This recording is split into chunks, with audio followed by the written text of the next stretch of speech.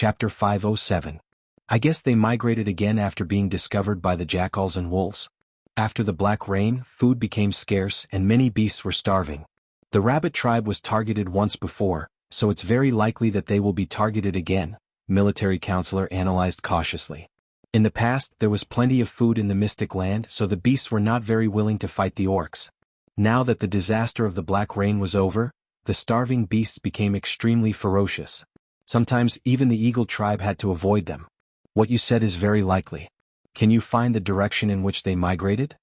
Yunjoga asked.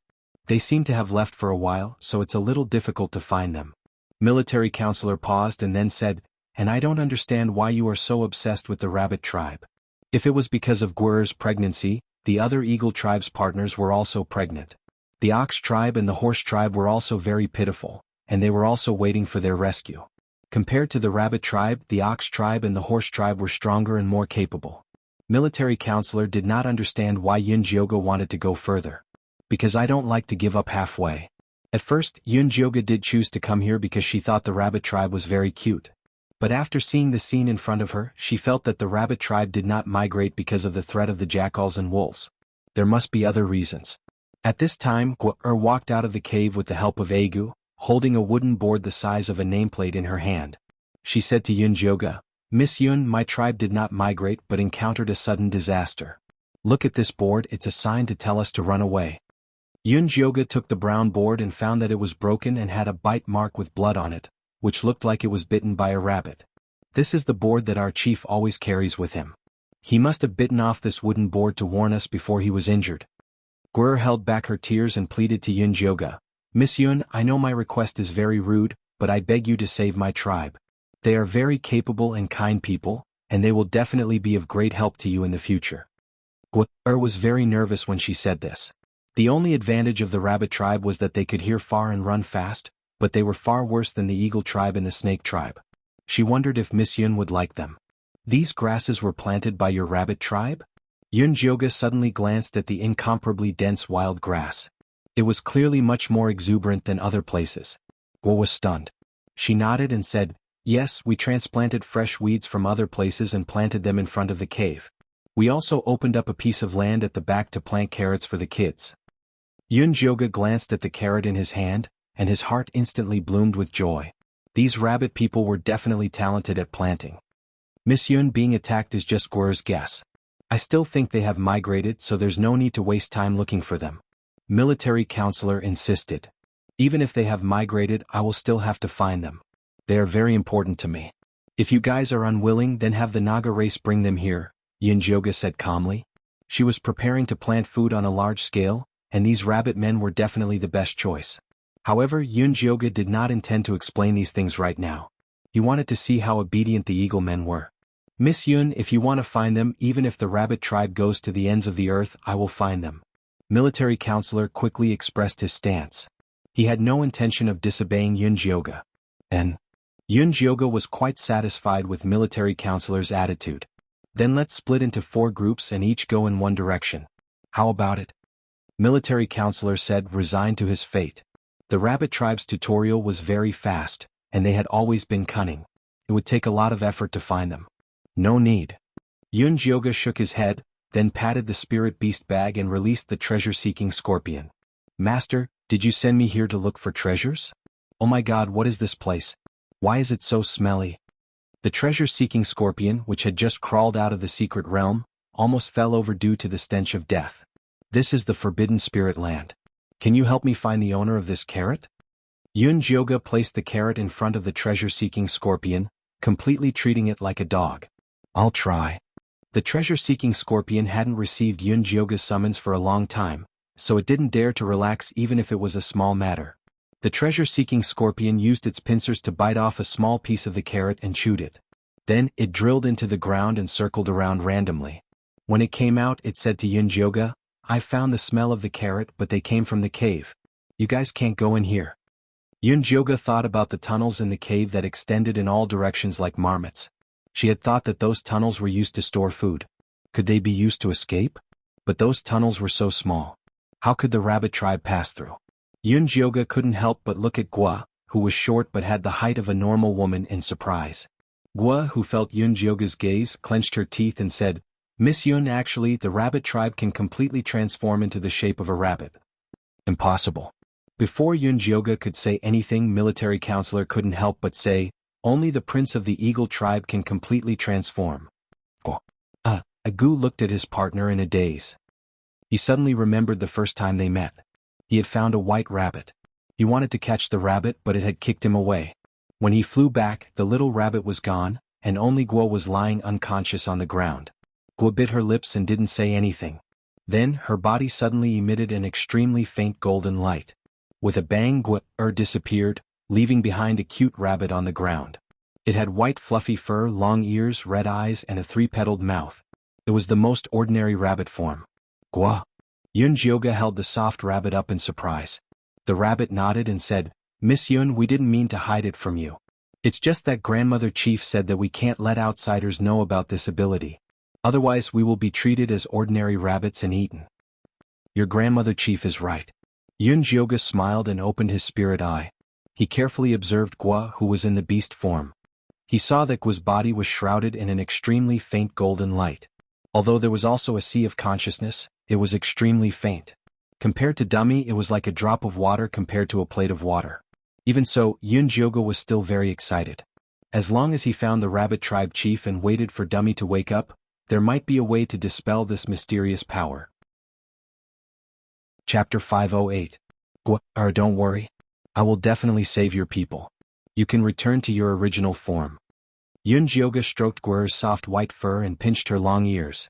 Finally, it was complete. No, I'm going to go through the tunnel with that big scorpion to find my people. Guo shook her head firmly.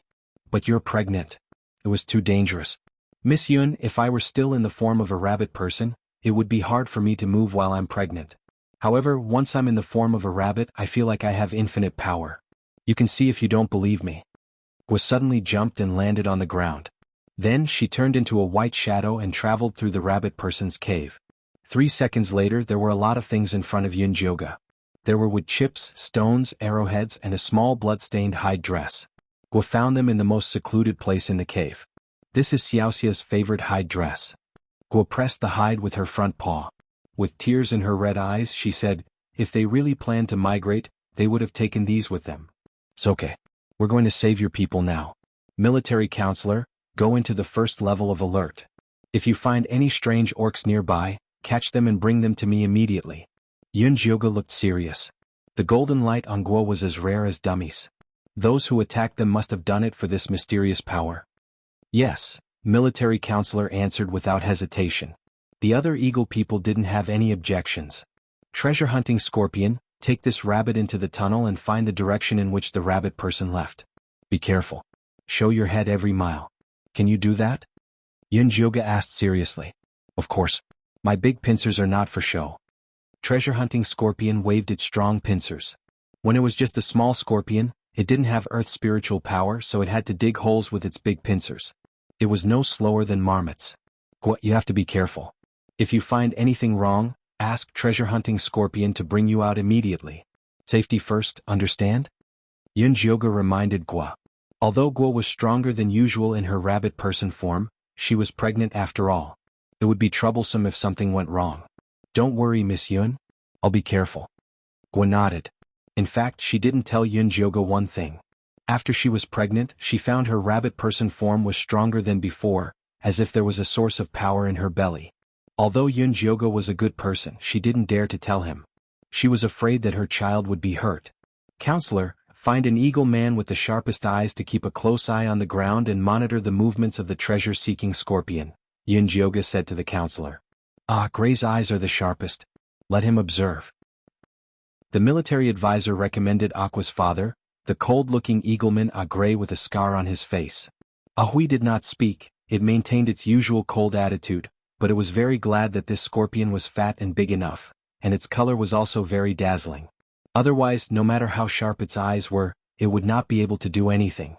Yun Jioga had said everything he needed to say, so he ordered, "Good, let's go now." The treasure-hunting scorpion twisted its stinger and drilled into the hole below. Guo followed it closely and disappeared in the blink of an eye. Aze and Ping helped Yun Jioga up. Ash, on the other hand, flew high up in the sky, its sharp eyes constantly scanning the mottled ground. Not long after, it saw a purple scorpion head emerge from the ground in the east. It subconsciously wanted to pounce on it and eat it. Fortunately, the scorpion quickly retracted its head. Only then did he realize that it was not food but a companion. He hurriedly shook his head and shouted in a calm tone, "They're over there." Then he chased after them with Yun Jioga and the military counselor. Just like that, Yun Jioga and the others chased the treasure-seeking scorpion to a cliff. The treasure-seeking scorpion finally showed its head completely, and so did Gua. Yun Jioga and the others quickly landed beside them and asked, "What's wrong?" "The smell ends here." The treasure-seeking scorpion pointed to a round hole behind it and said, "It's very likely that they left after climbing out from here." Yun Jioga looked around and saw a large piece of black land in the west. There was not much grass and the swamp of death was not far away. Even the eagle men didn't dare to fly over the swamp of death, let alone the rabbit men. She turned to look at the east. There was a very high cliff, even steeper than Eagle Cliff. There were not even many protruding rocks. The rabbit men didn't have wings so they would fall to their deaths. "Miss Yun, there are no traces of the rabbit men nearby." Ash flapped its wings and landed in front of Yun Jioga. The military counselor really wanted to say that the fat scorpion might have led them the wrong way, but he didn't dare to say it. Yun Jioga didn't doubt the treasure-seeking scorpion at all. Although it couldn't use its spirit power now, it wouldn't be a problem for it to track the smell. She was just about to ask Guo what she thought when she suddenly sped up and rushed toward the cliff like a white shadow. Gu was so scared that his soul was about to leave his body. He flapped his wings and chased after her. However, he saw Guo jump toward the cliff. Her 4 limbs immediately spread out, and the hair under her armpits fluttered in the wind. She actually spun on the cliff and landed on the cliff wall. Then she kicked with her hind legs, rolled, and bounced into an inconspicuous cave on the cliff wall. Gu flapped his wings and paced back and forth at the entrance of the cave. Unfortunately, the cave entrance was too small, and he couldn't even stick his head in. "Let Gu come back. There's no rush." Yun Jioga could already tell that the cave was very likely the place where the remaining members of the rabbit men settled down. Rabbits were very timid. Although Guo was around, it would definitely take a long time to convince them. Gu would only scare them if he was there. The military counselor personally flew over to drag Gu, who didn't want to leave back. Yun Jioga looked at the dejected Gu and felt that it was funny. Gu just went in to persuade her clansmen, but in the end he looked like he was abandoned. It could be seen that the relationship between the two was really good. "Miss Yun, it's getting dark. We have to find a safe place to stay," the military counselor said to Yun Jioga. He already realized that they were going to fight a protracted war with the rabbit men. Then find a suitable cave on the cliff and take a look. It was very dark here at night, and it was too dangerous to spend the night on the open grassland. "Miss Yun, I saw a very good cave just now. It's just beside Guer's cave," Gu said immediately. "All right, military counselor, go and take a look. If it's suitable, we'll stay." Yun Jioga nodded. It was good to be closer to the cave of the rabbit men. Chapter 509. Military counselor quickly flew over to check the cave that Gu mentioned. When he came back, he was a little troubled. "The cave is a little small. It's not easy to live in." "It's fine as long as it's habitable." This was not the time to pursue comfort and spaciousness. "You should go and take a look first." Military counselor and a gray brought Yun Jioga to the cave. The cave was actually very wide, but it was not deep enough. Sitting inside, the mountain wind blew. It was not a good place to rest. "Why don't we change to another one?" Gu felt a little guilty. In order to be closer to Guer, he was willing to live in any shabby place. However, he felt bad for making Miss Yun feel so wronged. "It's fine, it's quite good." Yun Jioga shook her head, then said to Gu, "Guer must be hungry after being tired for so long. Why don't you throw a bag of grass potatoes in, then find something nearby to start a bonfire and boil some hot water. That way she can drink hot water when she comes out." Miss Yun is right. Gu's eyes immediately lit up. He flew to the cave entrance and threw the bag of grass potatoes and moss in, then shouted, "Guer is for you." Very quickly, a white furry claw reached out from the cave entrance and dragged the bag in with a swish. Gu laughed foolishly, then eagerly flew out to find some dried branches and leaves to start a fire. Military counselor, send someone to find some silk grass to weave into curtains to block the wind. Also, go and find some jade grass that can stop bleeding. There must be someone in the rabbit tribe who is injured. It will be useful later. Her panacea was limited in this place. It was better to use local herbs to treat ordinary wounds. A ping and a fong, you two go. Military counselor turned around and ordered the two eagle men behind him. Yes. The two young eagle men immediately flapped their wings and left. I'll go out and see what's going on below. Gray was a cautious person. Every time he went to a strange place, he had to investigate the surroundings clearly before he could feel at ease. Go, be careful. Pay attention to our movements at all times. Come back when you hear shouts, military counselor instructed. Okay. Gray nodded, then flapped his wings and went down the cliff. Miss Yun, are you cold? The military counselor spread his wings and blocked the entrance of the cave to block the wind, but the howling wind still blew the hair in front of Yun Jyoga's forehead into a mess. No. Yun Jyoga shook her head. She didn't feel cold yet, but it would be hard to say later. We'll wait for Hoodlum and the rest to bring the silk grass back. After saying this, the military counselor fell silent for a moment before asking Yun Jyoga cautiously, "How is His Highness?" "It's fine." Yun Jyoga took Dummy out of the spirit beast bag. The chubby Dummy still looked like he was sleeping soundly. His big furry face was full of happiness, which made people's teeth itch. "Miss Yun, is it true that His Royal Highness will wake up in 6 days?" The military counselor had always remembered what Yun Jyoga had said. 1 day had been taken away yesterday, so there were still 6 days left. Actually, 6 days is still too long. If possible, I hope he can wake up earlier.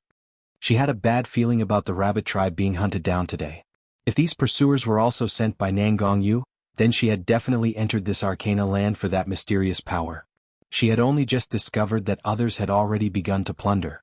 This feeling was really uncomfortable. He will definitely wake up. The military counselor nodded vigorously, then reached out and secretly plucked a strand of His Royal Highness but hair, hoping to wake him up earlier. Dummy kicked its fat legs in dissatisfaction, then turned over to continue sleeping unhappily. Don't touch him. Yun Jyoga rolled her eyes at the military counselor, then kept Fatty Dummy. Since you have nothing better to do, why don't you help me get a big rock? I want to make some stone bowls. Yun Jyoga said to the military counselor. They had only brought food with them, not those heavy tools. I don't have nothing better to do, I want to protect you. The military counselor emphasized seriously, then shouted to Gray at the bottom of the cliff, "Get me a rock. Miss Yun wants to make stone bowls." Very soon Ash came up with a big rock. "What's at the bottom of the cliff?" Yun Jyoga asked as she gestured on the rock. "Just some broken rocks and a dead end. There's nothing special. I'll go get some water." Gray just couldn't do it, so she flew out of the cave after saying that. Yun Jyoga took out the evil blade that had already become scrap metal, and started to cut on the gray rock. In the end she made a big stone bowl, 5 small stone bowls and some waste. "What is this? It's too powerful." The military counselor stared at Yun Jyoga's hand in shock.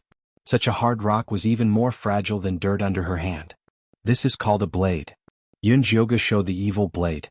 Fortunately, the material of the evil blade had a special effect on rocks. Otherwise, it would have been useless if it had been any other spiritual weapon. "This is the legendary divine weapon."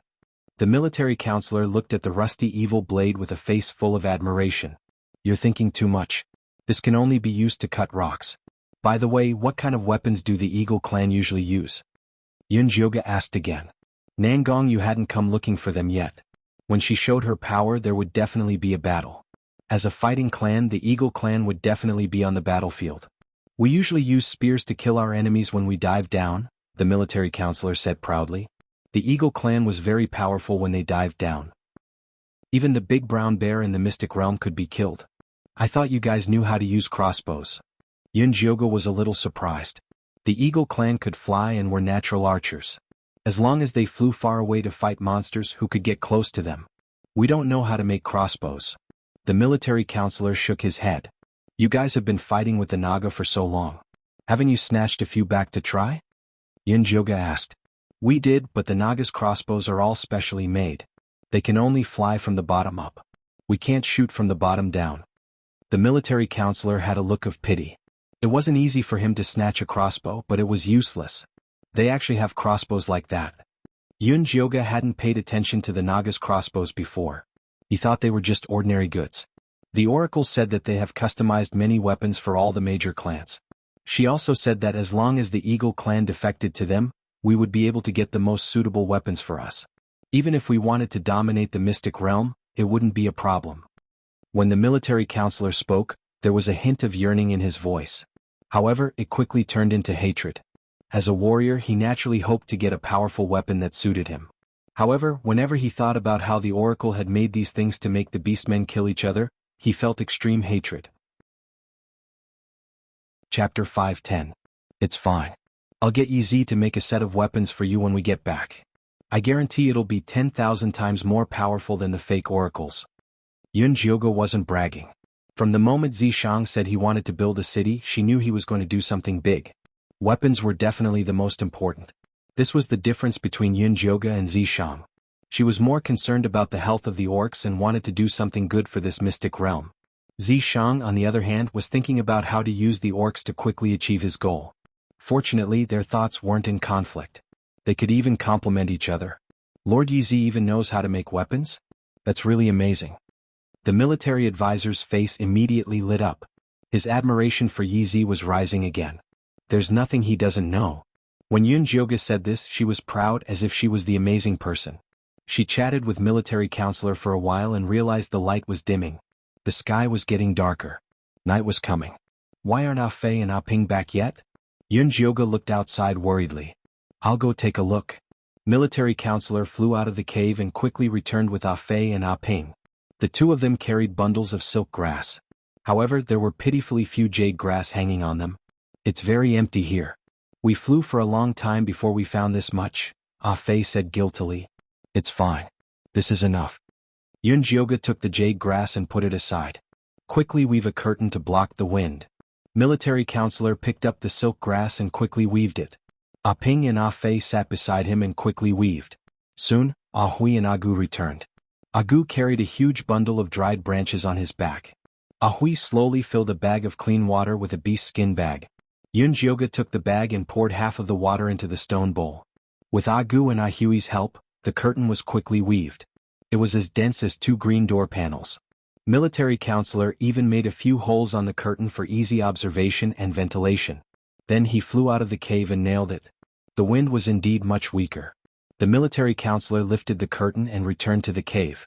Ah Hui had already used the remaining stones of Yun Jioge to make a square stove and started the bonfire. The cold cave immediately became warm. The 5 eagle men crowded at the entrance of the cave, leaving the spacious space inside for Yun Jioge. Yun Jioge didn't say anything. He placed the stone bowl on the stove and poured the dried grass and beef into it, preparing to cook the meat porridge. The light yellow rice rolled up and down in the boiling water, and the brown jerky stewed until it was soft. Yun Jioge took out a wooden spoon from the cloth bag and stirred it to prevent it from sticking to the bottom of the pot. The fragrance of the meat porridge spread in the cave. Even the military counselor could not help but drool. Since the disaster of the Black Rain, they had not had a proper meal of meat. Although they were already very happy to be able to eat grass rice and grass potatoes to fill their stomachs every day, they were still carnivores. Smelling this kind of meat aroma was simply painful torture. Ah Hui was slightly better. His cold face did not show any expression, but his throat moved slightly. Ah Ping and Ah Feng, the 2 young eagle men, had their eyes fixed on the bowl of meat porridge. Their throats could not help but move up and down, and they were almost drooling. They were really craving it. Miss Yun would definitely not be able to finish such a big bowl. It would be great if she could drink a little when the time came. Even if it was just a taste, it would be good. Aren't you hungry? Why aren't you eating? Yun Jioge asked while stirring. Oh, we'll eat now. The few eagle men took out the dry grass potatoes. Smelling the fragrant meat porridge, it was especially painful to eat. Miss Yun, why aren't you eating? The military counselor found that the porridge was cooked, but Yun Jioge still did not move to eat. I'm not hungry. Yun Jioge shook her head. If you're not hungry, why did you cook such a big bowl of meat porridge? The military counselor did not think that it was cooked for them, or Yun Jioge would have called them over just now. This is for Guo and the rest. Yun Jioge put down the spoon and said to a stone wall in the shadow of the corner, So, have you thought it through? Can you come out and see us now? Before the military counselor and the rest could react, they heard banging sounds coming from the stone wall. The stone chips shattered, and a tunnel that was about the size of a head appeared in front of them. Gua!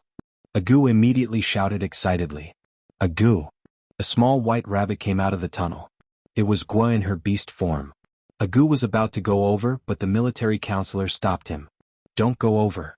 The tunnel was not very spacious. If a goo went over, even Yunjioga would not have a place to sit. Elder, come out. Gua turned her head and said to the tunnel. Following that, a trembling old rabbit crawled out from the passage, its pair of red eyes filled with wisdom landing on Yunjioga. Elder, this is Miss Yun that I told you about. Miss Yun, this is the elder of our rabbit men tribe, Gua introduced. Hello, elder. Yunjioga smiled and said, my name is Yunjioga. I came from the outside world. Miss Yun, why did you come from the outside world to our barren land?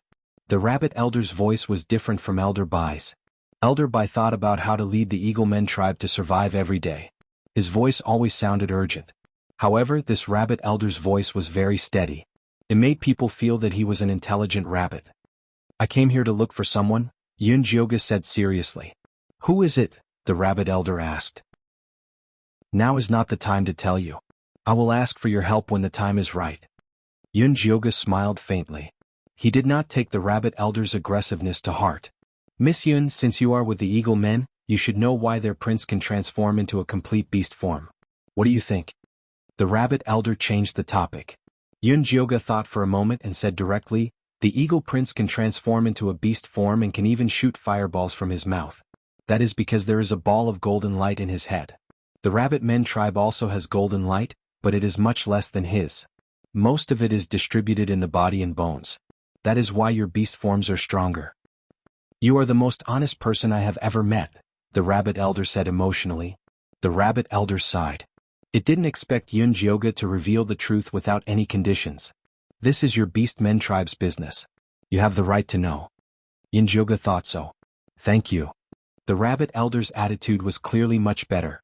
Then, elder, can you tell me where the golden light on your body comes from? Yunjioga asked directly. Chapter 5:11. Why do you want to know the secret of the golden light? The rabbit elder asked calmly. I want to obtain the golden light not for myself, but because a demonic aura is spreading in your arcane realm. This demonic aura will turn you into mindless puppets.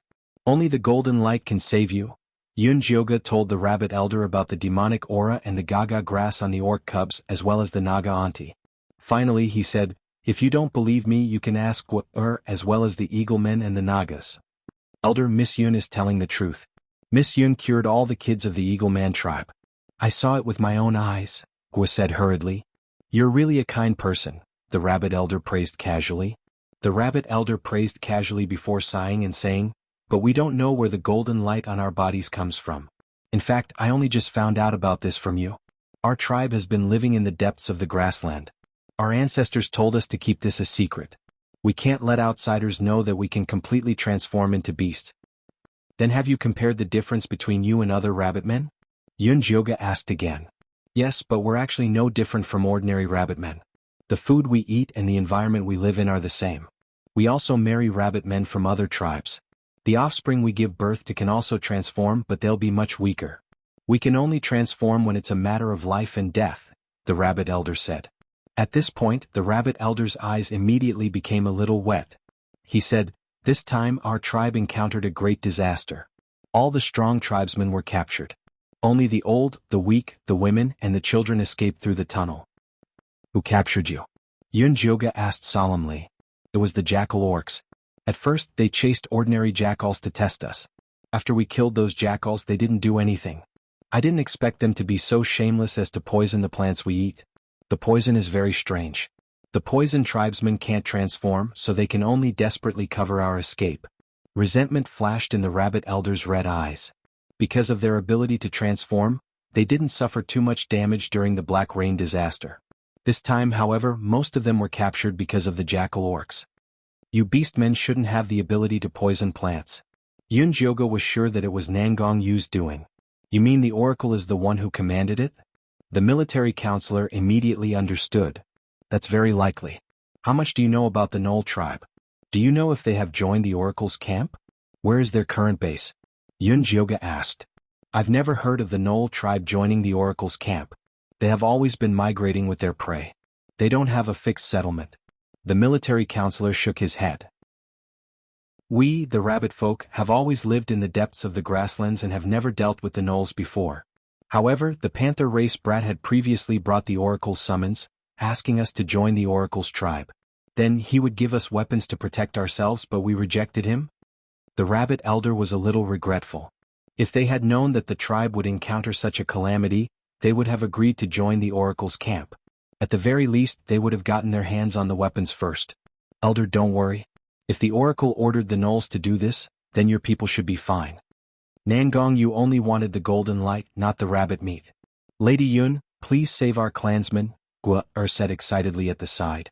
Don't worry, I will definitely save them. How many of your people are left? Call them over. Yes, Yun Jioga said. My people are very safe now. There's no need to trouble Miss Yun, the rabbit elder said gently. It was obvious that he still did not trust Yun Jioga.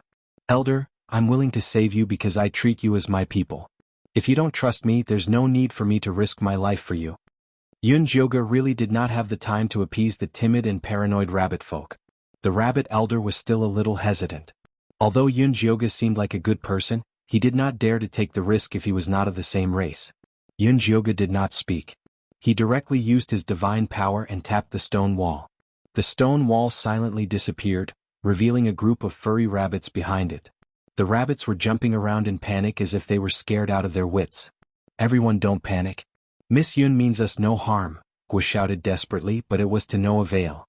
The rabbit elder did not move at the side. He had no intention of maintaining order. His red eyes did not hide his dissatisfaction towards Yun Jioga. Miss Yun. Military counselor stood beside Yun Jioga coldly. He was only waiting for her order to capture these ungrateful rabbits. Don't be anxious. Let them jump. Yun Jioga was not anxious this time. He turned around and sat down. He called Gua and said, You must be hungry after a long day. Eat something first. With that said, he filled a small stone bowl with meat porridge and handed it to Gua. Gua was originally not in the mood to eat, but she could not stand the aroma. She immediately transformed into her human form and drank in big mouthfuls. She felt as if her internal organs and body were soaking in the hot spring. Perhaps her expression was too blissful. The few little rabbits watching from afar could not help but drool. Xiaoxia, Xiaoming, come here quickly. It's too delicious. Gua went over and carried the two smallest rabbits over. She let them drink in her bowl. The two palm-sized white rabbits were a little timid at first. However, once they ate the meat porridge, they immediately buried their heads in and ate. The rabbit form had a small appetite. The two little rabbits turned into human forms with a bang. Xiaoxia was a little lowly, around 5 years old. She had long hair, a round apple face and big watery eyes. She was very cute. Xiaoming looked exactly the same as Xiaoxia. However, his short hair showed that he was a boy. The two of them should be twins. Yun Jioga took the opportunity to open his spirit eye to check the two rabbits. He found that they were very healthy. There were no traces of demonic energy or death energy on their bodies. That mysterious golden light was indeed the root of dispelling demonic energy. The beastmen were saved. Under the lure of Gua and the two little rabbits, the other rabbits also came over to drink the meat porridge. However, only the children transformed into human forms. The other adults remained in rabbit form and kept a distance from Yun Jioga and the others. The rabbit elder still stood proudly on the spot without moving. Elder, please believe that I have no ill intentions. If I really wanted to do anything to you, I would not need to spend so much effort to help you. Yun Jioga handed a bowl of meat porridge to the rabbit elder. Chapter 5:12. Miss Yun, I know you're a good person, but we really don't dare to take the risk anymore. The rabbit elder softened her attitude, but she did not take the meat porridge. I don't want you to take the risk. Actually, I'm planning to build a city and plant a large amount of food to help you orcs survive the winter. I realize that the rabbit people are very good at farming, so I hope you can go back with me. After I rescue your people, you can reunite. Although Yun Jioga sounded very sincere, the rabbit elder was still a little hesitant. I hope you won't reject my invitation because winter is coming soon. The rabbit people won't be able to survive the current situation. Yun Jioga looked at the little rabbit people who were resting after eating and drinking. Thank you for your invitation, but I can't make a decision on this matter. Why don't you ask our chief after you rescue her?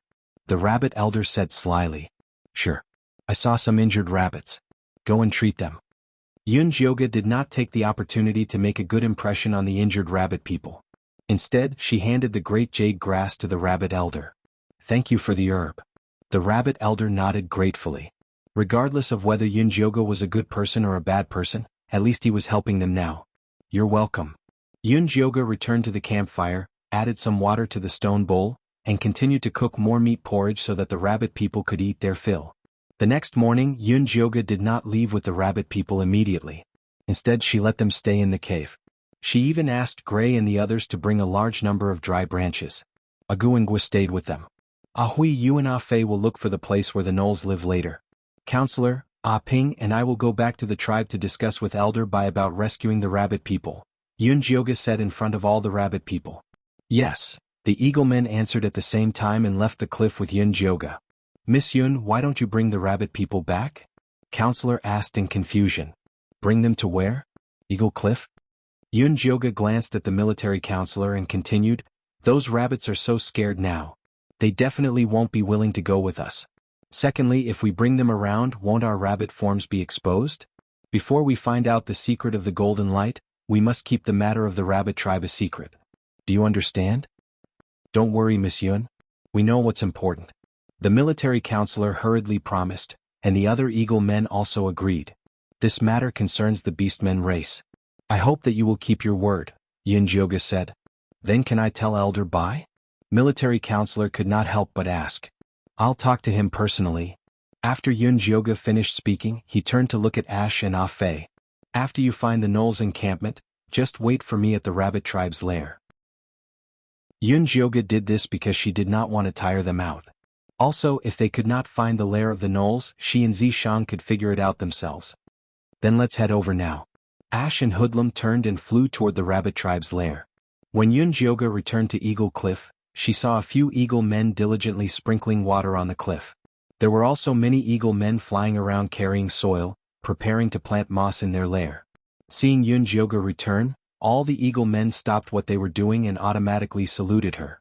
Yunjioga returned all of them with a friendly smile. After flying to Elder Bai's lair, she saw that he was carefully digging out the moss on the cave wall, preparing to transplant it for his people. Miss Yun, you're back. How's the matter with the rabbit tribe? Elder Bai was very happy to see Yunjioga. It's not going well. There's something I need to tell you. Yunjioga told him about the transformation of Dummy and the rabbit tribe's golden power. Actually, Yunjioga had already told Elder Bai about the golden light before. However, the old man was determined that it was a God-given ability, so he did not take it to heart. Now that he heard that the rabbit tribe, which they looked down on the most, had such an ability, he immediately became excited. Then why didn't you bring that old rabbit back? I'll ask her myself. Elder Bai, in my heart, whether you're herbivorous or carnivorous, strong or weak, you orcs are all the same to me. So I hope you won't look down on them, Yunjioga said seriously. Miss Yun, you misunderstood me. I'm not looking down on them. In fact, I'm old friends with the rabbit elder, so I'm a little more casual with my words, Elder Bai quickly explained. Yes, Miss Yun, you see, Gua has been in Eagle Cliff for so long, and we've never treated her as an outsider. The military counselor quickly explained on behalf of his grandfather. Yes, I know you're all good people. Alright, one more thing, don't tell anyone about this. Otherwise, the orcs will be in chaos, Yunjioga warned seriously again. Don't worry, Miss Yun. If they dare to say anything, I'll break their wings. Elder Bai's tone was murderous, so no one doubted his determination. Then he reported something else to Yunjioga. After he told the eagle partners that Yunjioga wanted to take over the surrounding tribes, those herbivorous orcs immediately urged their partners to send food back to their parents' home. Those herbivorous orcs immediately urged their eagle man partners to send food back to their mother's home. Now several tribes were crying and begging to submit to her. Count the number of people who want to pledge allegiance to the tribe and see what their specialties are. I'll go check on Yi Zi's situation. Whether it was settling down the other beastmen or saving the rabbit tribe, Zishang had to take action. Perfect, Aze is at Eagle Cliff. I'll let him take you there. Elder Bai immediately yelled, Aze, come here. Elder, I was tired yesterday. Can't you let me rest for a while? Aze ran over with sleepy eyes. He almost went around half the secret realm with Zishang yesterday. He was really exhausted. Stop talking, take Miss Yun to Master Yizi. Elder Bai kicked Zhe. This elder, who only had a year to live, was full of energy. He didn't look sick at all. Aze yelled exaggeratedly and came to Yunjioga obediently. Let's go. Yunjioga didn't have any sympathy for him. Aze was just putting on an act. He was more talkative than grass along the way. Yesterday, Master Yizi made me fly around randomly in the sky. Then he found a small mountain and told me to stop there. Look, it's there. Aze pointed at a small mountain not far away. Then his jaw dropped in shock. Chapter 513.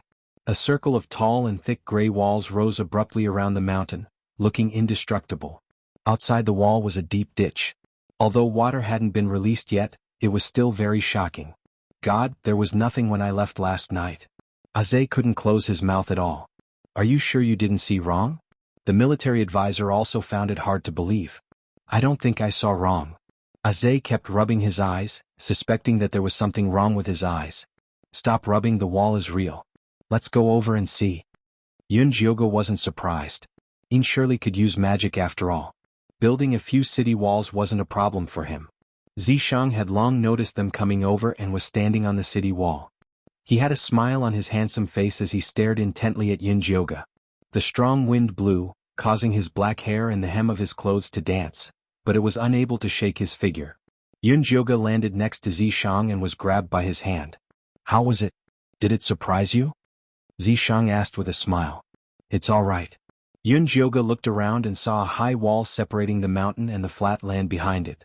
There were many caves on the hill, and it looked as if someone had made countless holes in it. What are you doing? Yun Jioga couldn't tell what kind of city Zishang wanted to build. This mountain is for the fighting tribes to live in. Behind it is a planting area. We just need to dig the water channel and we can plant the big eater grass. Zishang began to explain his idea to Yun Jioga. Are you planning to turn this mountain into a fortress? Yun Jioga didn't think the mountain was a place for people to live in. That's right, this is a fortress. If we launch an attack, the fighting tribes will fight here. The old, weak, women and children will go to the city wall behind, Zishang said simply.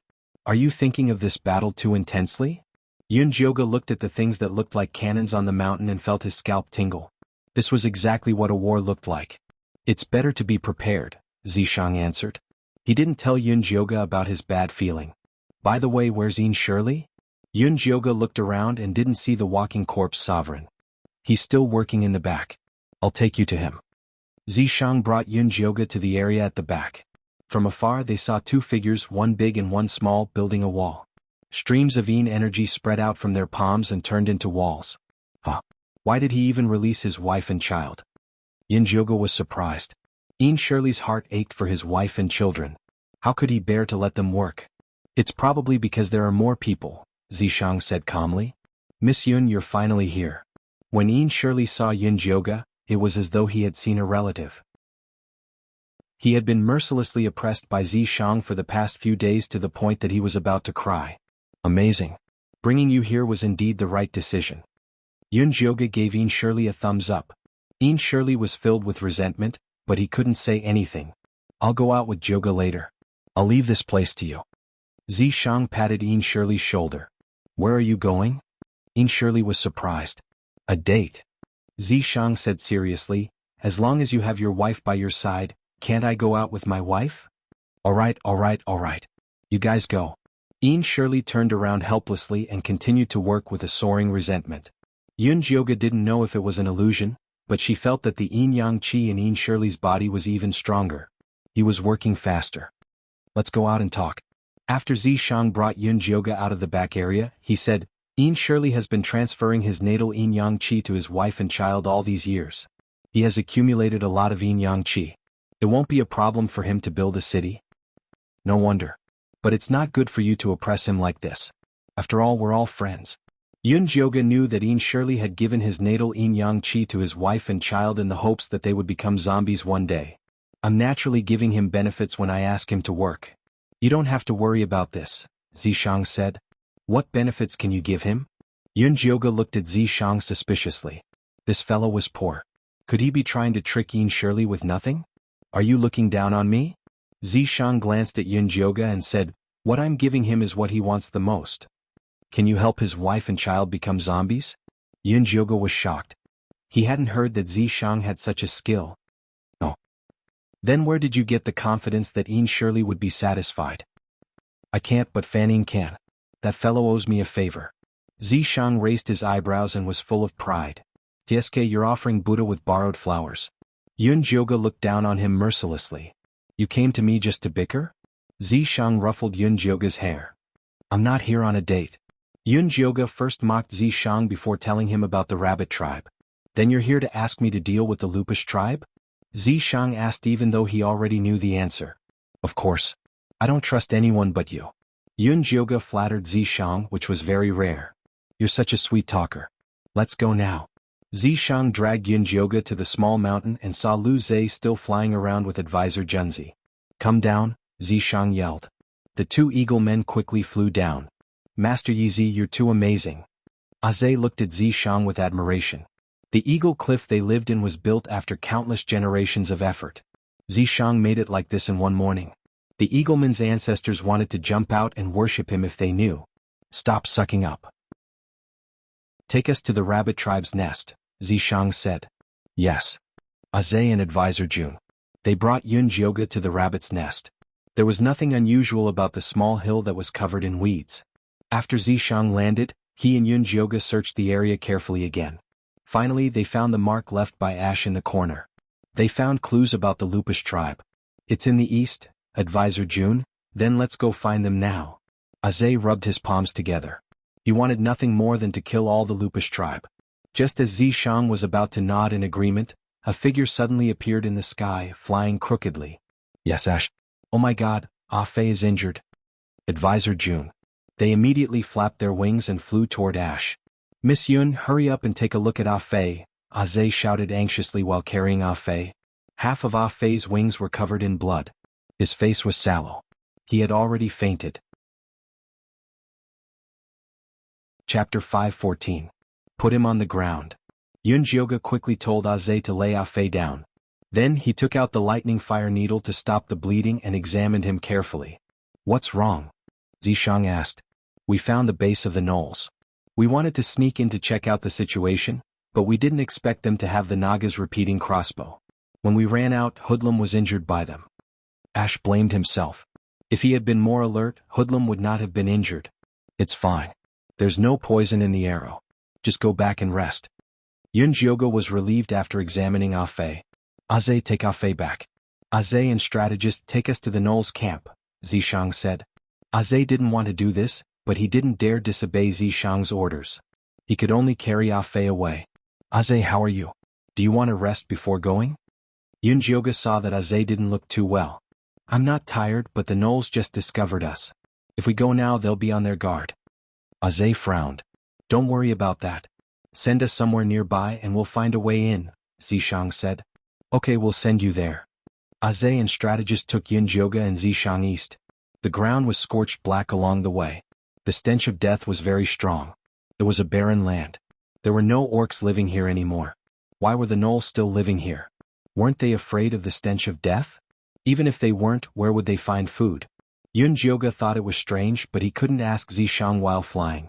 He could only ask when he landed. We're ready. Fly low so they don't find us, Aze said, lowering his body. Zishang let go and landed on the ground. He shouted to Yun Jioge, jump. Yun Jioge jumped into his arms. Another mile and we'll reach the Knoll's camp, Aze said after landing. We can go there ourselves. You guys go back to Eagle Cliff. Zishang waved his hand. No, it's too dangerous. Elder Bai told us to stay by your side at all times. Strategist shook his head. This is an order. Zishang did not explain much and sent the military advisor back with one sentence. The military counselor was in a dilemma. He did not dare to disobey Zishang's orders, but he was also afraid that he would be scolded by the elders when he returned. Don't worry. With Easy here I'll be fine. Right now, I have something more important that I need you to do. Yun Jioge was much gentler than Zishang. What mission? The military counselor asked hurriedly. Leaving with a mission and leaving dejectedly were two completely different concepts. Go and find the rabbit tribe and tell them about us building the city. If everything goes well, the rabbit tribe will be able to reunite in the new city tonight. Yun Jioge said earnestly to the military counselor, these rabbit people are very important. You must love them as much as you love us. Don't worry, Miss Yun. We understand. The military counselor nodded. When he left this morning, he also felt that it was dangerous to leave a Gu alone to protect the rabbit tribe. It was a good time for him to go and take a look at the situation. Ahui's face was cold, and he did not interrupt from the beginning to the end. His attitude was that he would do whatever Yun Jioge said. Let's go. The military counselor and Ahui bade farewell, and the two eagle men turned and left. Since the rabbit tribe is so important, why didn't you bring them back? Zishang asked curiously. I didn't bring them back because I wanted to keep them as bait, Yunjioga said mysteriously. You suspect that there are spies around us? Zishang raised his eyebrows. They might not be spies. They could be controlled beastmen. Yunjioga could not open his spiritual eye to check all the beastmen, so he could only use this stupid method. It would be great if there were none, but if there were, then he could catch them all in one go. Yunjioga and Zishang ran as they talked. Soon they arrived at a large patch of dark red grass. The grass was half a person's height, and the redness was unbearable. There was also a pungent smell coming from it. The Knoll tribe was in the center of the grass. These Knolls did not seem to know how to live. They had built a few straw sheds at the side, and it was obvious that they were holding the rabbit tribe captive. There was not a single guard in the surroundings. It was no wonder that Ah Hui and Ah Fei could not help but go down to investigate. There are many Knolls around, waiting for us to walk right into their trap. Zishang's eyesight was much better than the eagleman's. He could see many figures in the grass with a sweep of his eyes. Attack. Yunjioga asked in a low voice. I'll lure them away. You go and save the rabbits. Zishang stared at the Knolls in the grass. Okay. Yunjioga lowered her body even more. Zishang pounced forward like the wind and kicked the Knoll closest to him away. The Knoll was like a cannonball that had gone out of control. It flew in circles and crushed countless weeds. Ow ow ow. The Knolls all exploded. They raised their bows and charged at Zishang. Zishang moved like a bolt of lightning, sending the Knolls closest to him flying. Then he stealthily led the Knolls to the side. Yunjioga took the opportunity to run toward the straw sheds. She did not open the door and rush in. Instead, she poked a hole in the straw sheds and peeked inside. She saw a huge metal cage inside.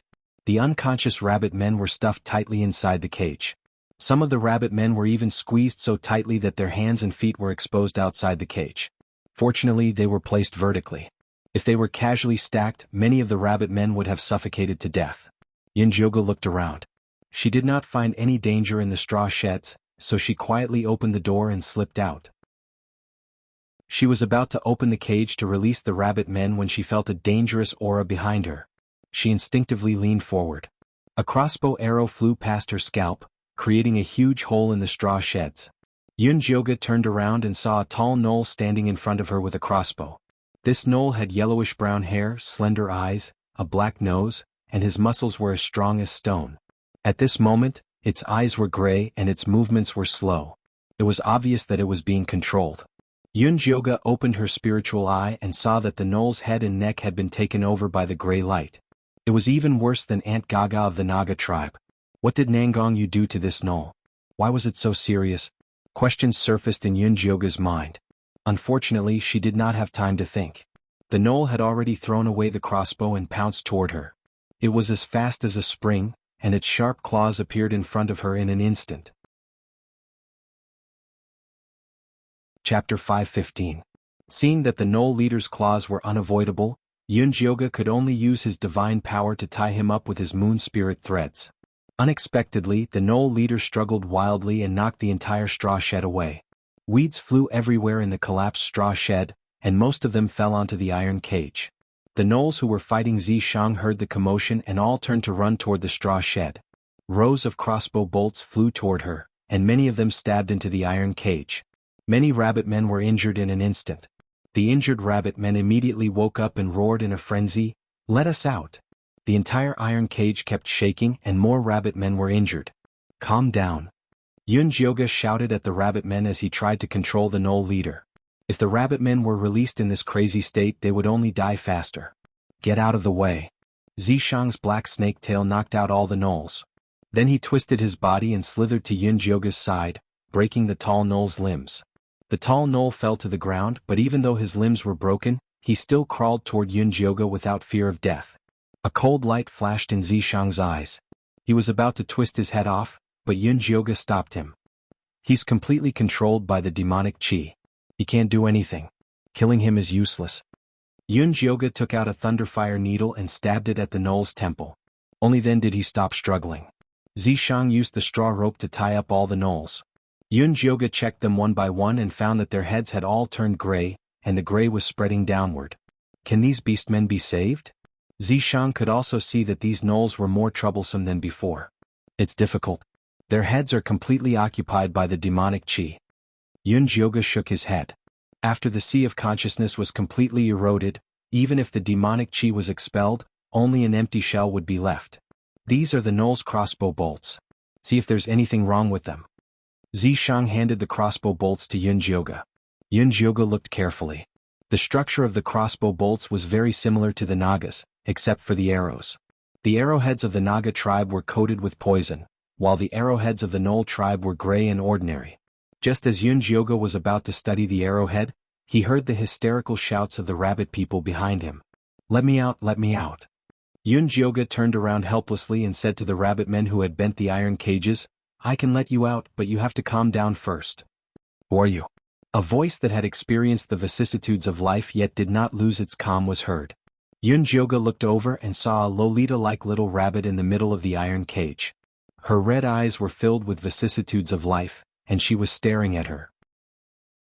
Yunjioga inexplicably felt that this rabbit person was extraordinary, so he said to her, "My name is Yunjioga. Your clansmen asked me to save you. I am the leader of the rabbit race. I promise that they won't do anything rash. Please let us out." The leader of the lowly race said in a low voice.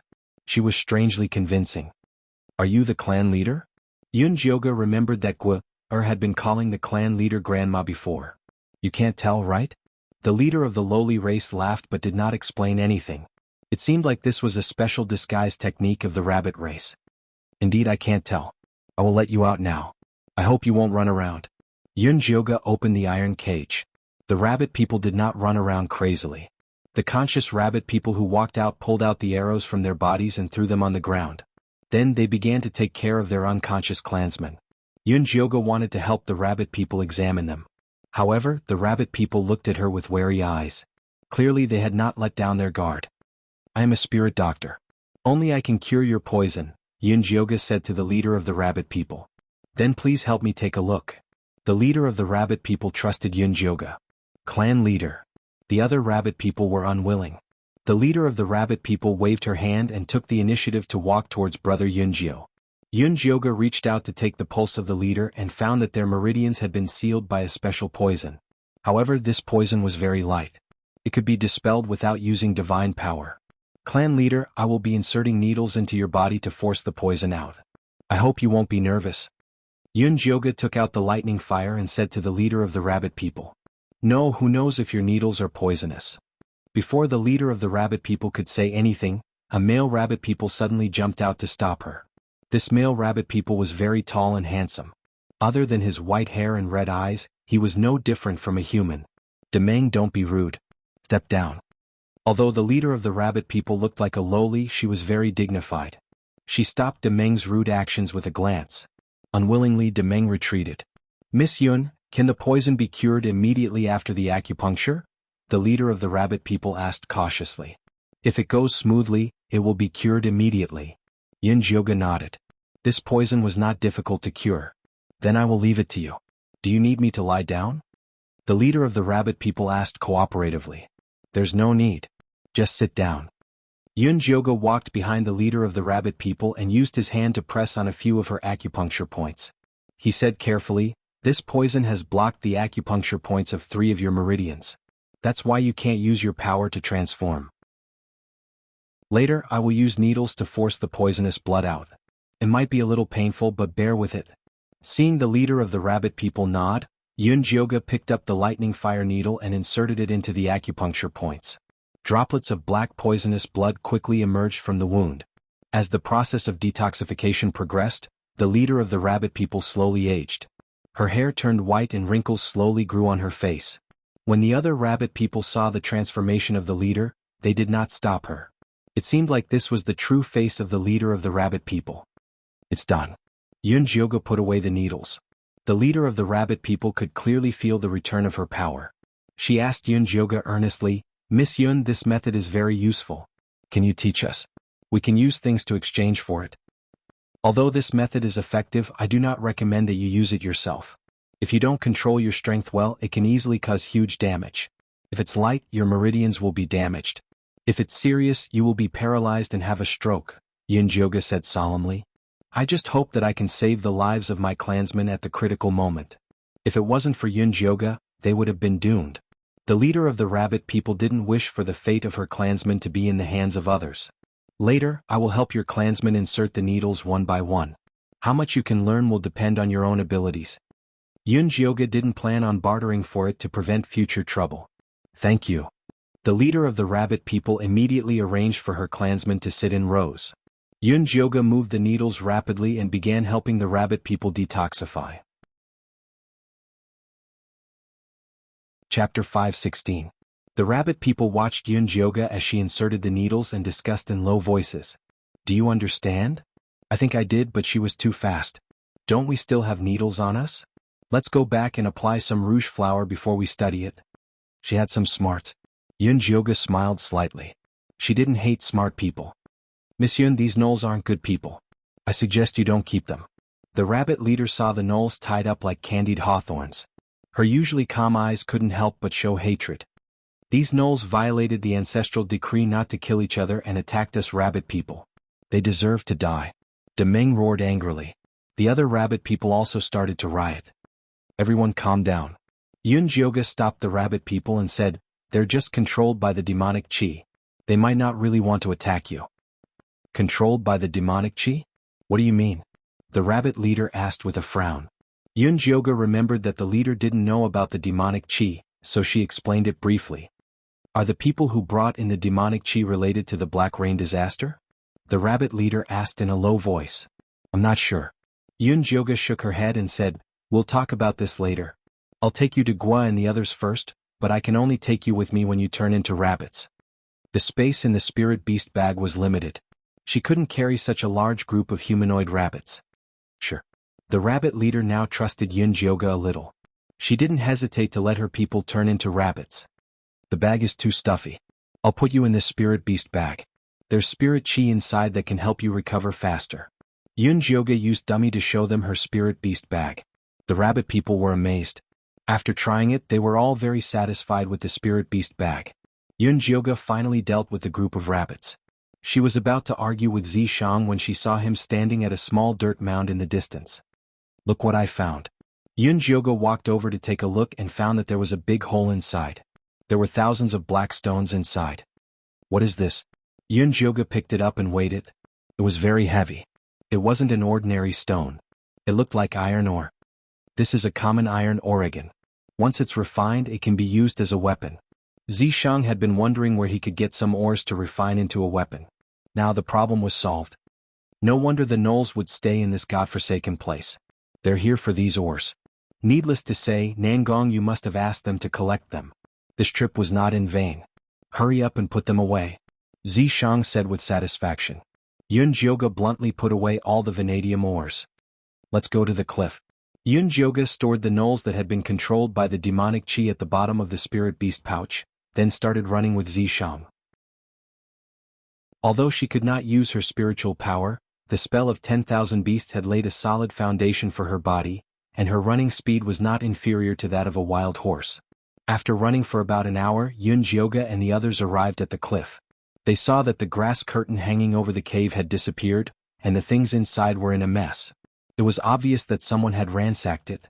Yun Jioga's heart tightened, and he hurriedly flicked his moon spirit thread into the cave. Zishang tapped lightly on the cliff wall a few times before floating in with Yun Jioga. There were many bloodstains in the cave, mixed with gray feathers and white rabbit fur. Looks like the spy you mentioned has appeared. Zishang looked around the cave, then picked up the bloodstain in the corner and rubbed it. Even if there's a spy, aren't there still the military counselor and the others? How did they get killed so quickly? Yun Jioga originally thought that with the eagle men and rabbit men around, the spy would not be able to get away with it. You'll have to ask them. Zishang looked at the bottom of the cliff. They're down there? Yun Jioga followed Zishang's gaze and looked at the pitch-black bottom of the cliff. The bloodstains are going downwards, so they should be down there. Hold on tight. Zishang wrapped his arms around Yun Jioga's slender waist and jumped down the cliff. The wind whistled past her ears. Just as she was about to fall, she flicked her moon spirit thread upwards to stabilize herself, then slowly descended. A thick smell of blood wafted from the bottom of the cliff. Two figures were lying in a pile of rubble. Yun Jioga went over to take a look and saw that the one in front was Ego. He was lying face down on the ground, and there were bloody holes on his back, which dyed both sides of his wings red. Behind Agu was the military counselor. He was lying on his back and looked like he still had some consciousness. When he saw Yunjioga, his mouth moved. He wanted to shout for help, but he could not make a sound. "Don't speak." Yunjioga hurriedly used acupuncture to stop their bleeding. Then she fed a few of the blood-staunching spirit pills and essence-nurturing pills that she had brought.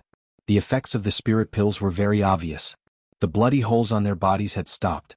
"Miss Yun, quickly go and save Guer and the others," the military counselor said in a hoarse voice as he struggled to sit up. "Who attacked you?"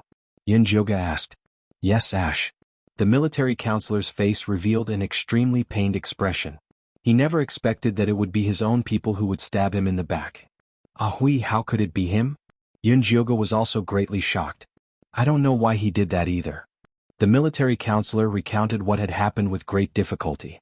When Ahui came over, there was nothing out of the ordinary. He even took the initiative to help the rabbit men fetch water and told them about the construction of the city. Just as they were talking enthusiastically, Ahui suddenly took out a sharp wooden spike and stabbed them in the back. Then he used the lives of the pregnant Guer and the little rabbit to threaten the rabbit men to leave with him. "I'll send you back first before chasing after them." Yunjioga wanted to send the military counselor to the top of the cliff. "No, quickly chase after them. We definitely cannot let Ahui send the rabbit men to the oracle. Otherwise, the eagle men race would not be able to atone for their sins even if they died 10,000 times. Alright, then I'll go chase after them first. I'll come back to pick you up later." Seeing that their injuries were still considered stable, Yunjioga did not say anything else. He threw out his moon spirit threads and headed to the top of the cliff. "Treasure-seeking scorpion, do you still remember the scent of the rabbit man that was with you previously? Can you help me find it?" Yunjioga released the treasure-seeking scorpion. That rabbit was captured by someone. Who is so evil as to actually attack a pregnant female? The treasure-seeking scorpion shouted angrily. "If I catch him, I'll definitely kill him." With that said, it jumped onto the ground and spun around a few times. Then it pointed to the west and said, "There. Chase after him." Yunjioga threw the treasure-seeking scorpion onto his shoulder and quickly headed west with Zishang. After running for 2 hours, they finally saw a figure flying in the distant sky. It was Ahui. "Should we directly shoot him down, or follow him to see where he's going?" Zishang asked Yunjioga. According to his intentions, he wanted to cast a long line to catch a big fish, but Yunjioga might not be willing to let the rabbit men take the risk. Chapter 517. Let's go take a look first. Yunjioga thought about it and decided to follow. It would be best if he could find Nangong Yu's address. Yunjioga, Zishang and the rest followed behind Hui and saw him flying towards the death swamp. The deathly aura emitted by the death swamp had a strong corrosive effect on beastmen. Even flying in the sky would be shrouded by it. After Hui entered the death swamp, he slowed down and the feathers on his wings started to dim. However, he still continued to fly forward. Yunjioga released his god power to create a protective barrier and brought Zishang into the death swamp. After following Hui for about 1 kilometer, he passed through the miasma and landed on a flat ground. When Yunjioga got closer, he realized that behind the miasma was a gray fort. The fort occupied an area of 5 hectares and was 3 stories tall. It had no windows and only a square door. Currently there were 2 lizard men guarding it. A few gray-skinned lizard men walked out stiffly and took Hui in. Could this be Nangong Yu's base? She actually dared to stay here? Yunjioga was very surprised. A cultivator without the protection of spiritual energy was no different from an ordinary person. Wasn't Nangong Yu afraid of being contaminated by living here?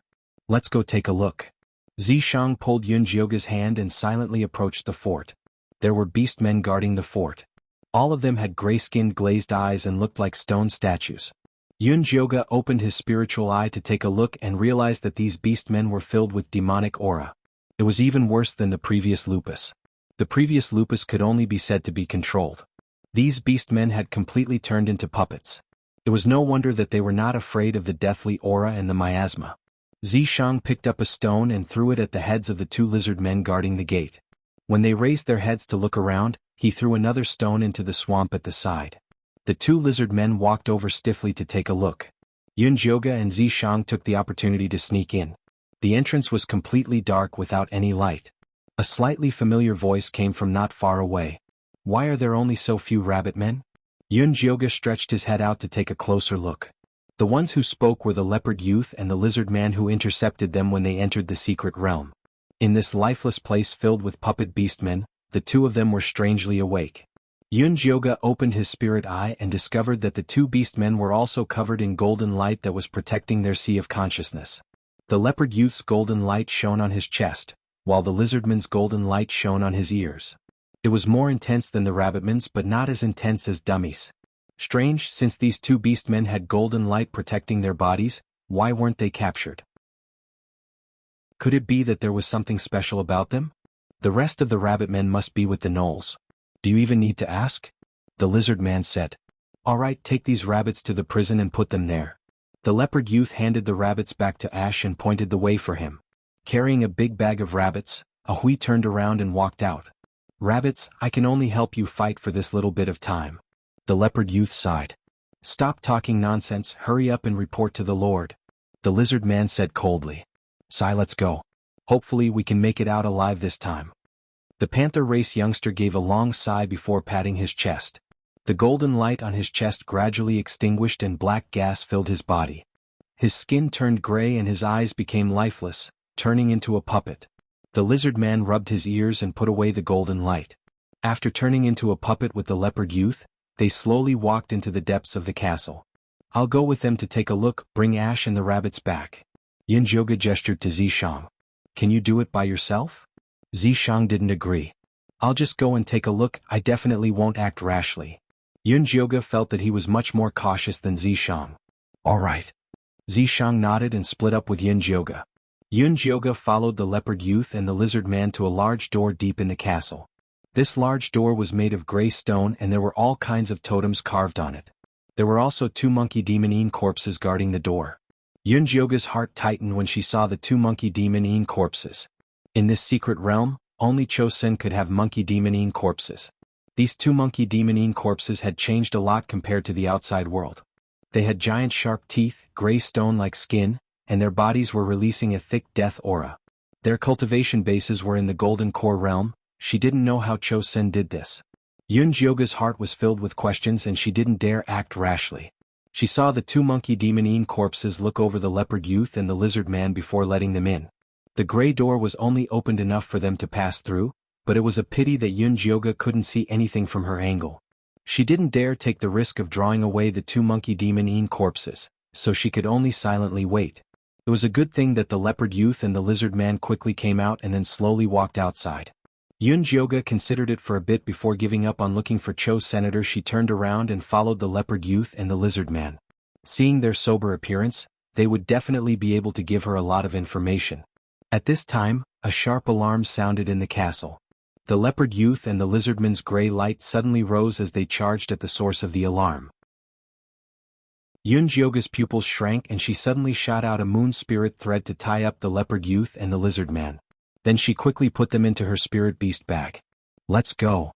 Zishang quickly ran over to Yun-Jyoga with Ahui on his shoulder. Behind him was a large group of beastmen puppets. Countless crossbow bolts were shot at him, but they were all sent flying by his sleeves. Put them away. Yun-Jyoga threw the spirit beast bag to Zishang and followed him outside. What happened? There was a monkey-eaten corpse with a keen sense of smell in the prison and I was accidentally discovered by it. Zishang felt that he was really unlucky. He had knocked Ahui unconscious and was about to go find Yun-Jyoga, but he never thought that he would be discovered by a monkey-eaten corpse with a giant nose. Although he had knocked out the monkey-eaten corpse with his tail, it still triggered the alarm. I followed those two beastmen inside and found two golden core realm monkey-eaten corpses. Yun-Jyoga described the appearance of the two eaten corpses. It seems like the ones inside are either Cho-Sen or Nangongyu.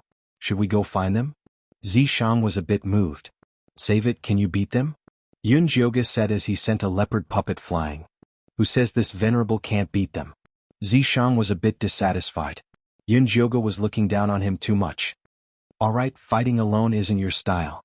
You should go back and gather the beastman army to crush them. Yun-Jyoga comforted him. Good idea. Zishang threw Yun-Jyoga onto his body and his lower body turned into a black snake tail, sending countless beastmen flying. Chapter 5:18. The monster monkey-eaten corpses are here, let's go. Yun-Jyoga turned his head to look behind him and saw two golden core monster monkey-ing corpses charging over with spears. The death aura on the spears was very terrifying. "Help me, I'll directly leave the death swamp." Zishang's tail smashed the wall and he jumped out of the castle, instantly arriving at the edge of the death swamp. Yun-Jyoga covered Zishang in a layer of golden light, isolating the death aura outside. Zishang jumped into the death swamp and with a twist of his tail, he flew out like an arrow. There were several fast beast puppets that chased after him, but they immediately sank into the swamp. The monster monkey-ing corpses looked at Yun-Jyoga and Zishang flying away, pounding their chests as they let out angry roars. Behind the gray stone door, Cho-Sin, who was studying the golden beast puppets, looked up when he heard the commotion. He called the monster monkey-ing corpses in and after communicating with them, he found out that a woman and a snake person had come in to cause destruction. "Yun-Jyoga, right?" Cho-Sin suddenly laughed, his left eye was dark and strange. "So what if you are the reincarnation of a goddess? No one can stop our otherworldly demon race from starting a great journey." After Yun-Jyoga and Zishang charged out of the death swamp, they wildly ran for another hour. After confirming that the beast puppets would not chase them, they let out a sigh of relief. "We have to find a safe place to stay as soon as possible." Yun-Jyoga looked at the darkening sky and his heart began to sink. The night in the secret realm was very dangerous. The death aura would spread very quickly. Other than the deformed dead beasts, no other animals would dare come out. Even if Yun-Jyoga had divine energy protecting his body, he would not dare try it. Zishang looked at the incomparably empty field. He was afraid that it would be hard to find a safe cave before nightfall, so it would be better to make a hole here. He raised his hand and pressed down on the ground. Graying chi came out of his palm and drilled into the ground. A round hole immediately appeared in front of Yun-Jyoga. "All right." Zishang held Yun-Jyoga and jumped down. He sealed the hole and there was no trace of them in the field. "You used Yin surely quite thoroughly." Yun-Jyoga looked around the empty basement in front of him. Everything was made from Yin energy. Equivalent exchange, Fan Yin's favor is very valuable. If it wasn't for the special circumstances, Zishang wouldn't have wanted to sell it to Yin surely. It was too cheap for them to help build the city. "How did Fan Yin owe you a favor?" In Yun-Jyoga's impression, the handsome monk was always dignified and solemn. He could not even crack a joke. How could he owe Zishang a favor? "I told him that you wanted to take him into your harem, which made me feel very embarrassed. He felt that he owed me a favor." Zishang said rather evilly. "I never thought of taking him in, okay?" Yun-Jyoga glared at him.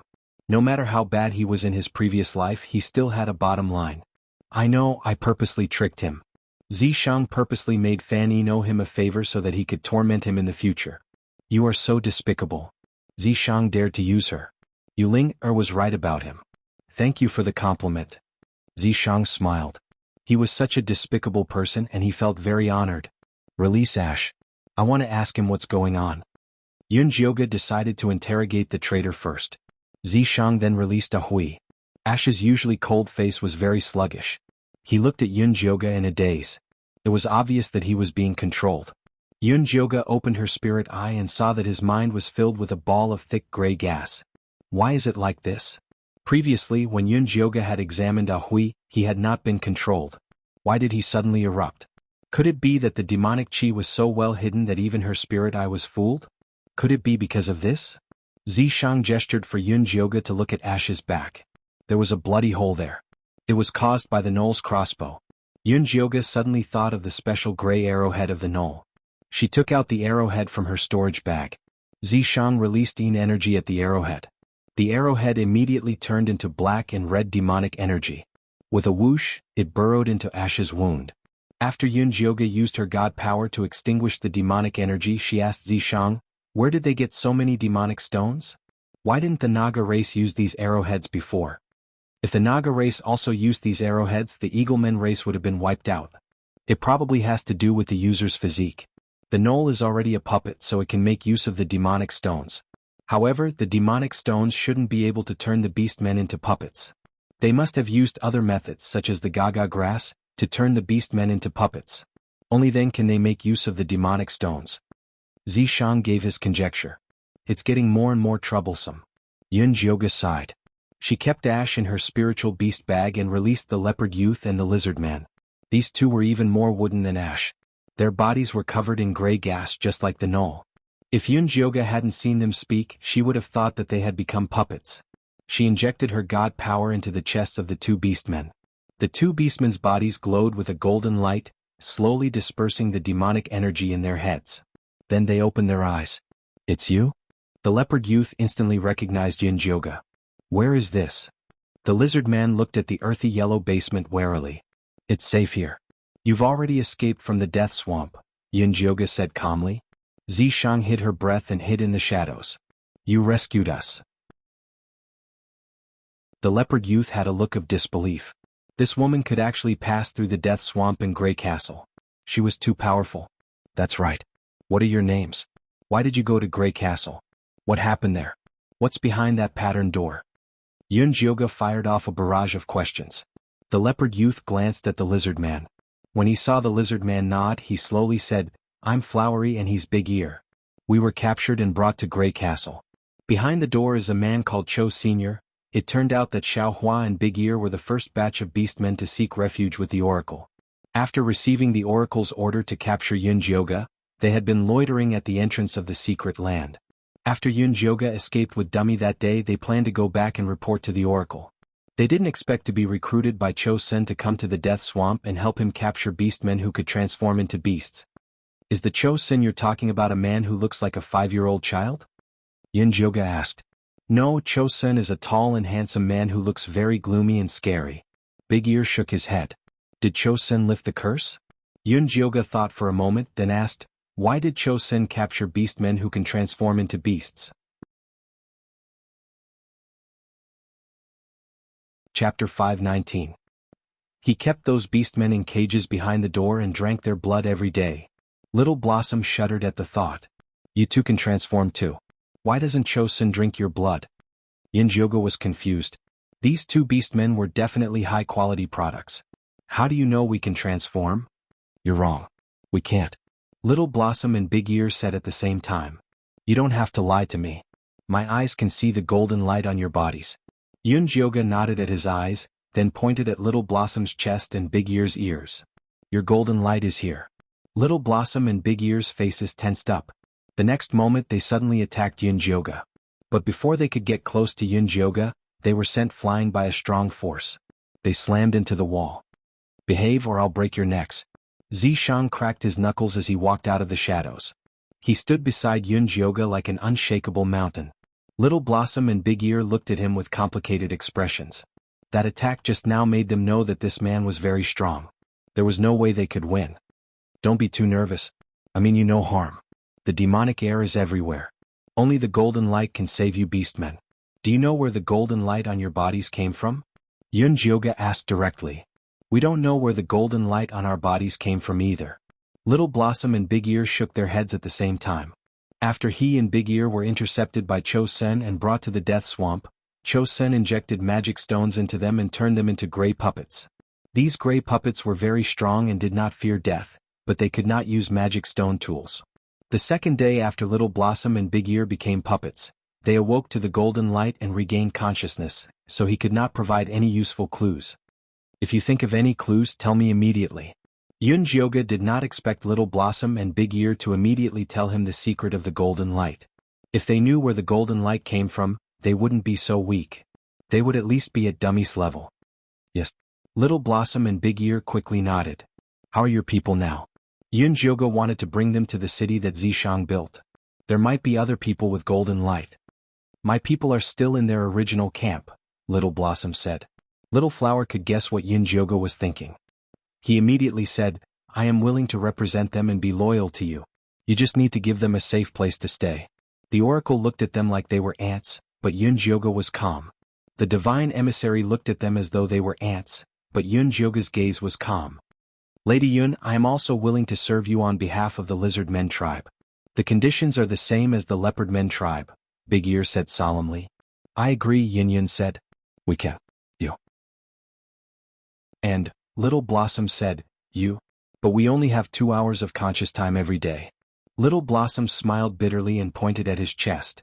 The golden light there was fading. "Me too, so I have no choice but to ask you to send someone to pick them up.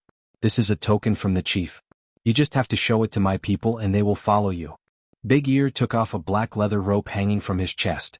There was a series of gray scales hanging from it. Big Ear bit his index finger and smeared the blood on the scales. The gray scales immediately turned blue. Little Blossom took off his bracelet. There was a white tooth on it. He rubbed his blood on the tooth too. The tooth turned black. Don't worry. I will send the eagle men to pick them up, Yunjioga said, taking their tokens. Thank you, Yunjioga. Little Blossom and Big Ear thanked him. Oh, I have one more thing to ask you. Yunjioga told her about the gnolls, then took out the arrow made of magic stones and asked, Do you know what's going on? Xiaohua picked up the magic stone arrow and looked at it carefully. He said, I remember that the oracle appeared in the gnoll tribe. The gnolls worshipped the oracle very much. Then they got sick. The oracle gave them gaga grass to cure them. They volunteered to go to the grasslands to collect iron. I don't know what happened after that. It seemed that the prerequisite to consuming the demonic gaga grass was to worship Nangongyu. Yunjioga nodded to himself. If that was the case, then it made sense. Apart from Chosen, did you see anyone else with the oracle? Zishang asked. No. Actually, we have never seen the god messenger's true face. She always wears a big white cloak, and her face is covered with a veil. Little Flower's voice was getting weaker and weaker. His face was gray and he became a puppet again. Yunjioga put Little Blossom and Big Ear into the spirit beast bag. She asked Zishang, I wonder how Nangong Li and Bailey Moyun are. She had a bad feeling. No matter what happened to them, they asked for it. They chose to believe Nangong Yu and not them. I hope they're still alive. They were friends. Yunjioga didn't want them to become Nangong Yu's puppets. The next morning, Yunjioga and Zishang returned to the bottom of the cliff. They found that Counselor and a Gu were gone. However, the clues they left behind indicated that they had returned to Eagle Cliff. Back to Eagle Cliff or the city? Zishang asked Yunjioga. Let's go back to the city. Yunjioga thought about it and decided to go back. That was her territory. That's right. Zishang looked like she was worth teaching. What kind of boss would run around all day? Of course, it was to wait for the minions to come. 2 hours later, Yunjioga and Zishang arrived at the construction site. From afar, the tall walls were very eye-catching. They could see the eagle people moving around the small mountain in the middle. There were also many snake people helping to build houses by the walls. Elder Bai and Meng thought that Zishang would need a long time to build the city. They didn't expect it to be done in just a few days. The two races immediately came over to take the position. Lady Yun, you're back. Aze saw them from afar and rushed over. Oh right, how are Counselor and a Gu? Yunjioga asked. They're fine. They're recovering at Eagle Cliff. Did you catch Hui, that traitor? Aze asked excitedly. I did. Are Elder Bai and Meng here? Yunjioga asked. They're all in the mountains. I'll take you there. Aze said. No need. Go back and tell Elder Bai and Meng to gather all the orcs. I have something to say to them. Yunjioga decided to gather everyone and tell them about the gnolls. Okay, I'll go now. Aze flapped his wings and flew back. Chapter 520. Yunjioga was just about to enter the city when Zishang pulled her hand and pointed to a stone tablet not far away. He smiled and said, Een surely is quite considerate. Yunjioga followed his line of sight and saw a huge stone tablet at the city gate with 2 majestic words written on it, Cloud City. I didn't build this city. It should be called Purple City. Yunjioga felt that she had stolen Zishang's credit.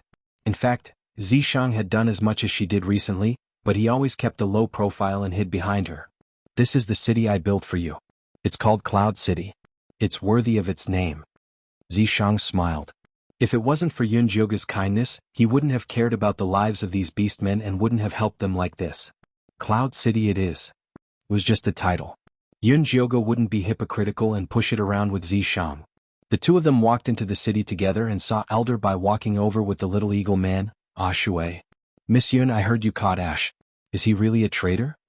Elder White didn't believe that Ash would betray the eagle men. However, if Ash really did something wrong, he hoped to settle it privately. Aqua didn't speak. He looked at Yunjioga with his light blue eyes. If Ash was really determined to be a traitor, the traitor's child would have a hard time in the future. That's right, Ash didn't betray you. All of this was caused by God's messenger. Later, I will explain this matter clearly in front of everyone. Yunjioga touched Aqua's head and gave him a cherry pill. Thank you.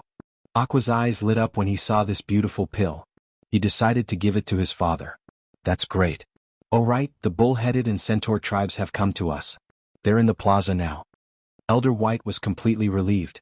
He knew the Eagle Men wouldn't have cowards. "They've all moved here?" Yunjioga didn't expect Elder White to act so quickly. "That's right. We brought food and moss to the centaurs and ox-headed tribes, and they moved over without hesitation. Sir Ian Shirley has already divided the area for them, and they've already started planting herbivorous grass and moss," Elder White said with a face full of confidence. "That's right." Actually, the oxmen and centaurs didn't fully believe it at first. But after discovering that the land was actually alive, they didn't hesitate to move over. "You've done very well. Take me to them." Yunjioga needed to get to know the first group of herbivorous orcs that sought refuge with him. "They're at the plaza. I'll take you there." Elder Bai brought Yunjioga to the plaza. The square was very simple and there was only a high platform in the middle. At this time, the high platform was surrounded by beastmen. There were eaglemen, nagas, centaurs and oxmen all gathered together. When he saw Yunjioga and Zishang, he immediately cheered, "Lady Yun, Lord Yizi." The other orcs cheered as well, as if they were welcoming a triumphant hero. Yunjioga raised his hand to greet them with a reserved smile, then walked in front of the centaurs and ox-headed tribes. The leader of the centaurs was called Mang, and the leader of the ox-headed tribes was called Blackhorn. Both of them were very tall, but they were so thin that bones could be seen everywhere. The tribesmen behind them also looked very weak. It was said that after the two tribes refused to submit to Sir Divine Envoy, they started to get sick and had no strength left in their bodies. Moreover, they couldn't eat ordinary plants and could only eat the most tender and clean grass. But how could there be clean grass in this wasteland? The food that Elder Bai brought solved their predicament, so they made up their minds to come over and seek refuge. At worst they would just die, but at least they could die with Yunjioga as ghosts. "Don't worry and stay here. I won't mistreat you."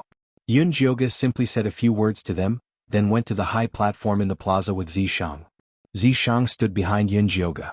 His tall figure was like a mountain, and a sharp and dangerous aura spread in the air, as if it wanted to steal the air away. The beastmen surrounding the high platform all tensed up, looking at Zishang with eyes full of fear. It was only when Yunjioga spoke that the suffocating atmosphere was broken. "I believe that Elder Bai and Chief Meng have already told you about the demonic aura. You must have a lot of questions in your hearts. Today I will explain it to you all." Yunjioga didn't waste any time and directly released the knoll and ash. She then told them about how Nangong Yu released the strange disease, used the gaga grass to demonize the knoll, and made the magic stone weapon to pollute ash. The beastmen were in an uproar. The centaurs and ox-headed tribes' faces were ashen. Their tribes were also sick before.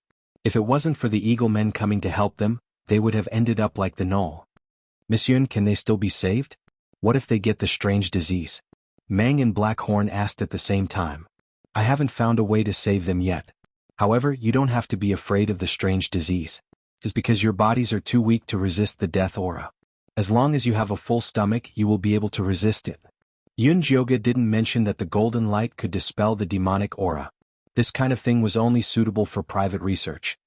"Then what should we do? Will we all become puppets in the end?" Blackhorn looked at the knoll's lifeless eyes. He didn't want to become like that at all. "So I need you to move the beastmen of the other tribes into Cloud City as soon as possible. You beastmen have no resistance to the demonic aura. It will only get more and more dangerous outside," Yunjioga said. "Nangong, you must have taken control of many tribes. He had to save them as soon as possible. The boar people next door also got the strange disease. I will go find them tomorrow," Blackhorn said quickly. The boar people were too arrogant and didn't believe Elder Bai's words, so they didn't follow them. "Next, I will research a new way to dispel the demonic aura. If you need anything, you can go find Elder Bai and Chief Meng. They will be in charge of everything in and out of the city." Yunjioga called Elder Bai and Meng over. The two beastmen held their heads high and were very proud. They felt that the wisest decision in their lives was to seek refuge with Yunjioga. "I will leave the matters of Cloud City to you. If there's anything you don't understand, ask me." Yunjioga finished speaking and left the small plaza. The most important thing now was to find out the secret of the golden light and absorb it before Nangong Yu did. "Why don't you take the opportunity to find Li Wei?" Zishang didn't understand. He felt that Yunjioga was wasting too much time on saving these beastmen. "I did a divination a while ago and found that Li Wei is currently very safe. We don't need to go find him. He will appear when he needs to. If we carelessly reveal his whereabouts, it will be disadvantageous to him, Yunjioga said. Chapter 521. You mean Nangong Yu and Cho Sin don't know Li Wei is here? Zishang raised a brow. They will only think that Yun Wei is here. Other than Yunjioga and Zishang, no one else knew that Yun Wei was Li Wei's reincarnation. Don't underestimate the difference. Yun Wei was just a pill master, but Li Wei was her divine guard. Nangong Yu would make a wrong judgment if she didn't know his true identity. This was the best protection for Li Wei. If Yunjioga went to find Li Wei openly, it would help Nangong Yu set a direction. I see. Zishang was very confident in Yunjioga's divination skills. Yunjioga and Zishang came to an empty house and let Gua and the rabbit elder out. He wanted to check if they were injured. However, the rabbit elder said angrily, "You lied to us." I didn't. You should have heard what I said at the square. Ahui didn't capture you on purpose. Yunjioga felt helpless. These rabbits were really sensitive and suspicious.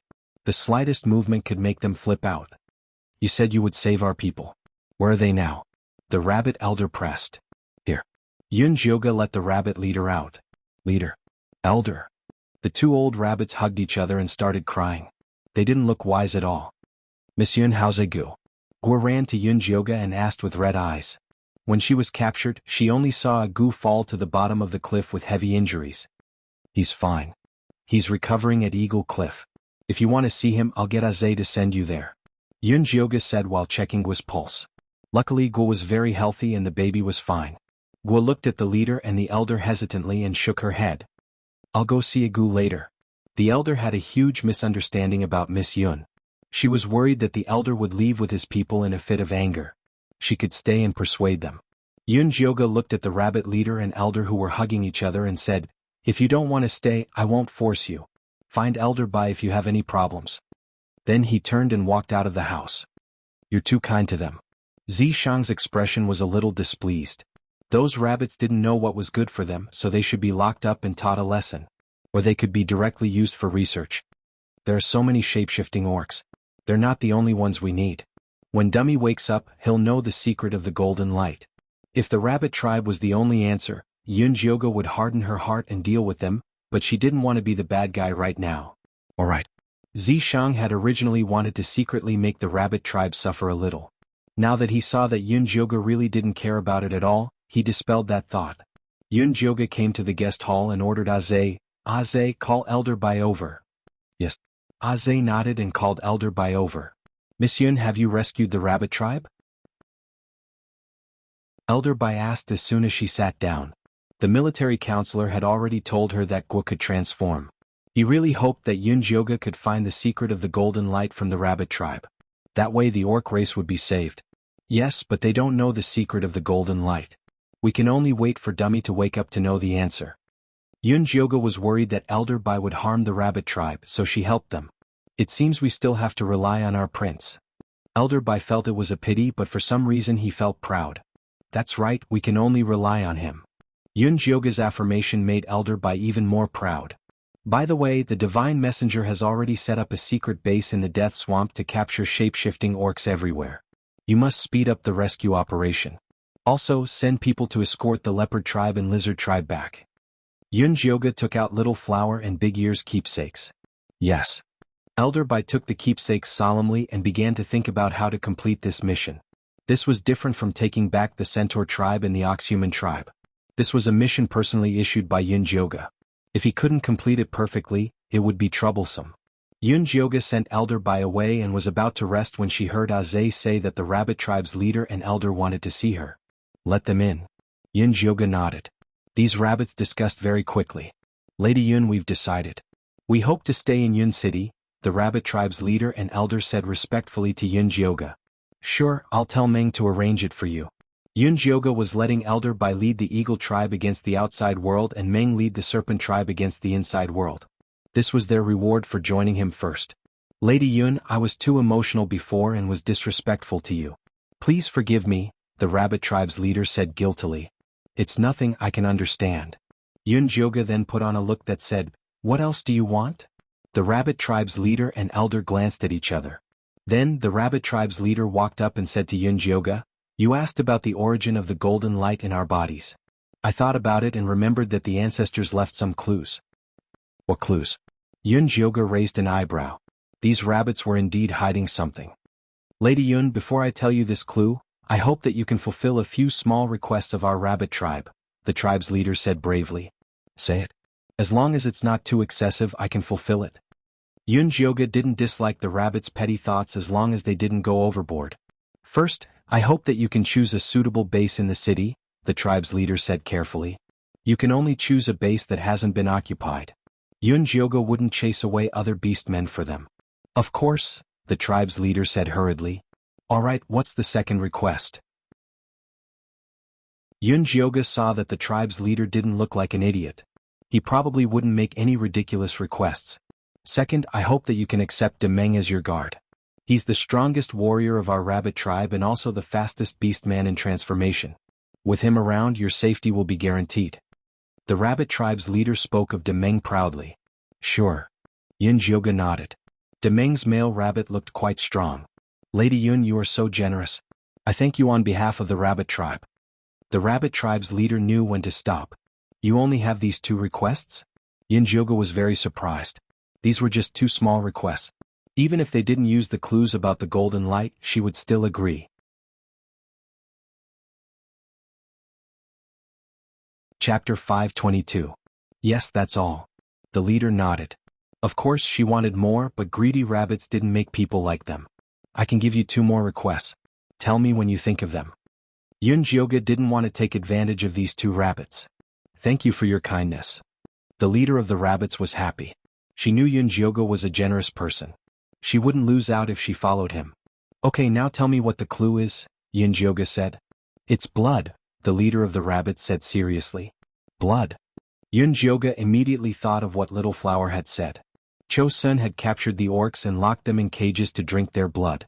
Could drinking blood absorb the power of the golden light? If that was true, wasn't the leader of the rabbits afraid that he would eat them? Yes, it's our blood. After we give birth to our children, we feed them a little of our blood to stimulate their strength. However, this method only works on our people. It doesn't work on other beastmen, including the other group of rabbit people. The rabbit chief was gambling that Yun Jioga wouldn't hurt them by revealing this secret. I need some of your blood to prove this. Yun Jioga didn't think the rabbits were lying, but he still had to verify it. Of course you can take mine, the leader of the rabbits said. No, take mine. The rabbit elder, who hadn't said anything, walked forward. Her red eyes looked at Yun Jioga and said, If you need, I can stay by your side and let you examine me. You don't have to be so nervous. You aren't the only orcs that can transform. Yun Jioga told them about Little Flower and Big Ear. He wanted the rabbit people to relax. I didn't expect Little Flower and Big Ear to have the golden light. It looks like the secret of the golden light is deep. The leader of the rabbits and the elder knew Little Flower and Big Ear. They relaxed when they heard they had companions. You can take the blood yourself. I want the blood of all of your people. I don't need too much. 1 bottle is enough for each of you. Yun Jioga took out a few hundred transparent crystal bottles that were the size of a thumb. He said, Remember to write the names on the bottles. Don't confuse them. Yes. The rabbit elder and the leader took the bottles and left respectfully. After the 2 left Yun Jioga's house, they sighed in relief. They were both glad that they had survived. Telling a secret like this had put a lot of pressure on them. Luckily, Yun Jioga's reaction was within their expectations. I hope we weren't wrong. The rabbit elder laughed bitterly. She was a pessimist by nature, so this kind of adventure did not suit her. However, she had no other choice. She had just walked around with the elder and was stunned by the majestic castle. She had just gone out for a stroll with the elder and was stunned by this majestic castle. Without a doubt, this kind of castle would become the beastman's reliance to resist the cold, hunger and death. Currently, the eaglemen and nagas had already gained a foothold in the castle, while the centaurs and oxmen had arrived earlier than them. In the future, they would also be put in an important position. The rabbit tribe was finished. Previously, they had been disrespectful to Yun Jioga. Even if they could stay in Cloud City, they would be at the bottom. The rabbit tribe leader didn't want this to happen. In order to gain a place in Cloud City, she took the risk to reveal the secret. Let's go.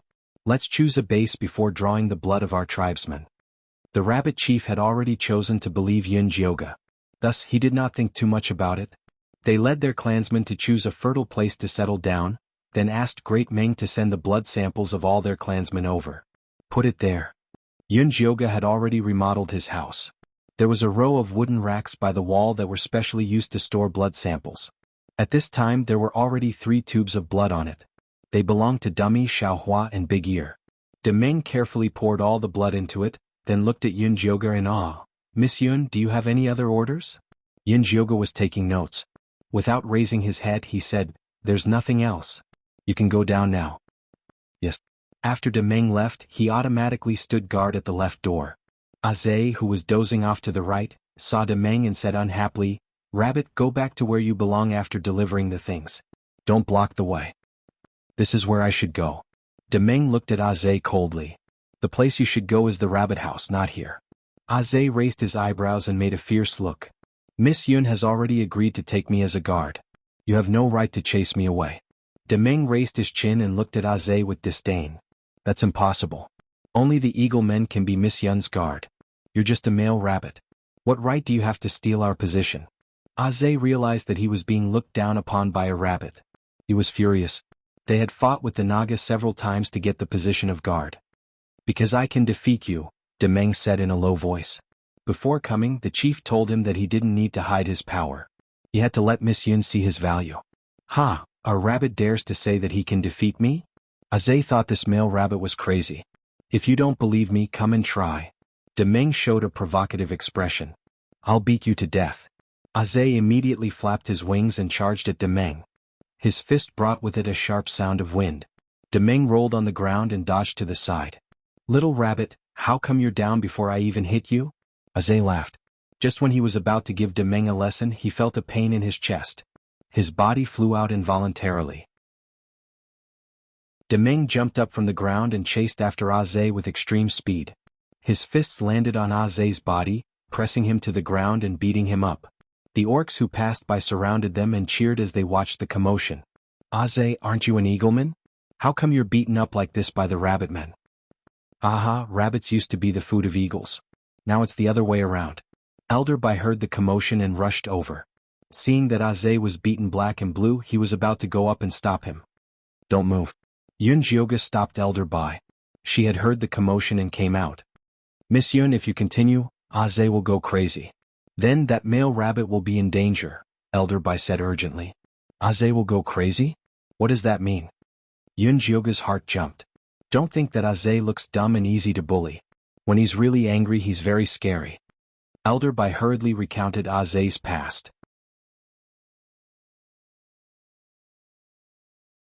Chapter 523. His parents passed away when he was very young, leaving his brother, who was 3 years younger than him, to depend on each other. The tribe would distribute food to them regularly, but it wasn't enough to fill their stomachs. One day, Aze saw that his brother was very hungry, so he sneaked him out of Eagle Cliff to pick fruits. He didn't expect to enter the territory of Gale wolf rabbits. Gale wolf rabbits were mutated species. They looked like rabbits but were crueler and more ferocious than wolves. The Gale wolf rabbit tore Aze's brother apart and swallowed him. At the time, Ze was only 10. When he saw his brother get killed, he suddenly went crazy. Not only did he kill the rabbits, but he also injured the people who went to find them. Later on, the old tribe leader personally brought him back. Elder Bai still had lingering fear when he talked about the past. Aze, who was covered in wolf blood, was as scary as a demon. Although he returned to normal after waking up, he would lose control when he saw the Gale wolf rabbit. He would even be very aggressive when he saw the rabbit race. It wasn't until Agu's rabbit companion, Gua, appeared that his hostility toward the rabbit race decreased. But now that he was being suppressed by Demeng, he might very well go crazy. It would be too late to stop him. Was the golden light the reason for Aze's madness? Yun Jioga was still mulling over this problem when he heard Zishang say coldly, "Aze, it was because you were too useless that your brother was killed by the Gale wolf rabbit." "What are you talking about?" Zishang was clearly rubbing salt on Aze's wound. Yun Jioga wanted to beat him to death. Aze, who was waving his fists randomly, immediately froze when he heard Zishang's words. Demeng flipped away from Aze. He just wanted to prove his power. He didn't want to hurt others. "Aze, are you okay?" Elder Bai asked worriedly. Aze looked up. His eagle eyes were eerily red. He let out a shrill scream and leaped toward Great Meng crazily. Demeng blocked with his hand but felt his arm was about to break. He couldn't help but fly back. He quickly steadied himself and counterattacked, punching at Aze's ribs. Aze dodged to the side and fought with Demeng. Hurry up and open your spirit eye to check. Zishang urged Yunjioga. I already opened it. Yunjioga opened his spirit eye and found that Aze's golden light was like a burning flame. The fuel was his life force. Quick, capture Ze. Yunjioga said urgently. If this continued, Ze would really go crazy. Zishang immediately stopped Ze. Ze struggled with all his might, almost flipping Ze to see sword over. Yunjioga flicked out his moon spirit threads and tied him up. Then he quickly pricked him with needles to let out his blood. Ze's meridians were blocked. The golden light gradually faded, but he was unconscious. Is Ze okay? Elder Bai quickly came over. I'm fine. I just need to rest for a few days. Yunjioga stood up and looked at Demeng. You're injured. Do you want to go back and rest? No need, it's just a superficial wound. Demeng shook his head. The golden light on his body could heal wounds. Aze was strong, but he didn't deal a fatal injury to him. That's good. Yunjioga took Ze in to get his blood drawn and let Elder Bai send him back to Eagle Cliff. At this time, Yunjioga had already received 4 blood samples and placed them on the wooden shelves. The Leopard Men race and the Lizard Men race each took charge. The Eagle Men race had 2. The Rabbit Men race had 500. The blood samples of the 4 races were clearly different. The Leopard Men and Lizard Men races' blood was a little gray. It looked like they were slightly infected by devil chi. The Rabbit Men race's blood was very light. Some of it might have been absorbed by their bones, skin and flesh. Ze's blood was fiery red. This was a special characteristic of his berserk race. Dummy's blood was the brightest. It was golden and warm. It was also the thickest of all the blood samples. Yunjioga tried to put the Rabbit Men race's blood together with the Eagle Men and Leopard Men race's blood. There was a violent collision between the two. In the end, they melted into a pool of blood. If their blood is incompatible, why did Chosen suck their blood? Zishang asked. Maybe he's practicing some technique that can counteract this effect. Yunjioga guessed. Looks like I still have to drag him out of Grey Castle and ask him. Zishang rubbed his chin. He was thinking about how to attack Grey Castle. First, you have to get rid of the death chi and miasma. This Feifei can help. Second, you have to get rid of the puppet orcs. This is a little troublesome, Yunjioga analyzed. Because the puppet orcs were not afraid of death or pain. Ordinary orcs could not do that. Grey Castle should have many magic stone tools. Ordinary orcs could not resist them. In the current situation, we can only make the orcs awaken the golden light as soon as possible. If we can awaken a golden light orc army, then attacking Grey Castle will not be a problem. Zishang thought for a while and said, so far it seems that there are 3 ways to awaken the orcs. First, blood inheritance. Second, the death of a loved one. Third, life and death. We just have to simulate these 3 situations and throw the orcs in. Then we can harvest a large number of golden light orcs. This is just a hypothesis. We can't test it before we are sure. Yunjioga glared at Zishang. This was the key to conquering the orc tribe. What if they were scared away? Then I hope you can test it as soon as possible. Time is limited. Chosen and Nangong, you will not sit still and wait for us to catch up. Zishang shrugged. Instead of boasting to me here, why don't you go and help Elder Bai and Meng? The more orcs you gather, the closer we will be to the golden light. Yunjioga said as he pushed Zishang out of the door to prevent him from causing trouble. After driving Zishang out, Yunjioga called Meng over. Miss Yun, what can I do for you? He looked at Yunjioga fervently. Elder Bai had been summoned many times, and even the rabbit tribe leader had come once. However, he had not been summoned even once. He was really worried that the Naga tribe had fallen out of favor. Meng, how many orcs are controlled by the demonic energy?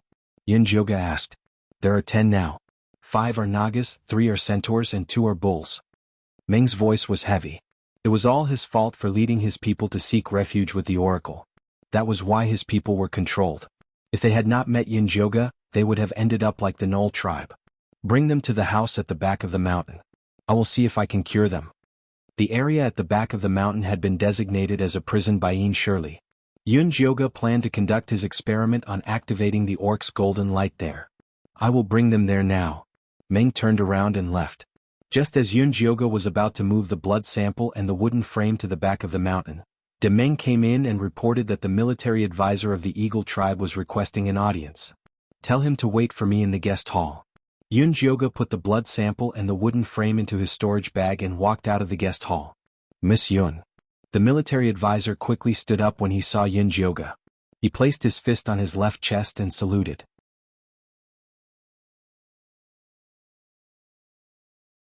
Chapter 524. Sit. How's your injury? Yun Jioge saw that counselor looked fine. He should have recovered well. My injury is healed thanks to you. Egu has woken up too. He's with Guo in the city. Counselor sat down. Wait a moment. When Yun Jioge heard this, he called De Meng in and said, Later tell Chief Meng to remember all the pregnant beastmen. Every morning I will check on them in the house beside the plaza. Then I will give each pregnant woman an extra portion of food. Yes, sir. De Meng answered loudly and went out. Lady Yun, you only have De Meng as your bodyguard. I'm afraid it won't be enough. Why don't I send Ah Ping and Ah Fei over? The military advisor asked carefully. No need. Zhe is enough. Yun Jioge shook his head. She could protect herself. She didn't need so many orcs as guards. Zhe is your guard, but he lost control when he was on duty. He failed to live up to your trust. Counselor lowered his head in shame. If Zhe wasn't still unconscious, he would have tied him up and dragged him over. They finally got a good position next to Lady Yun because of the human race, but it was ruined by Zhe.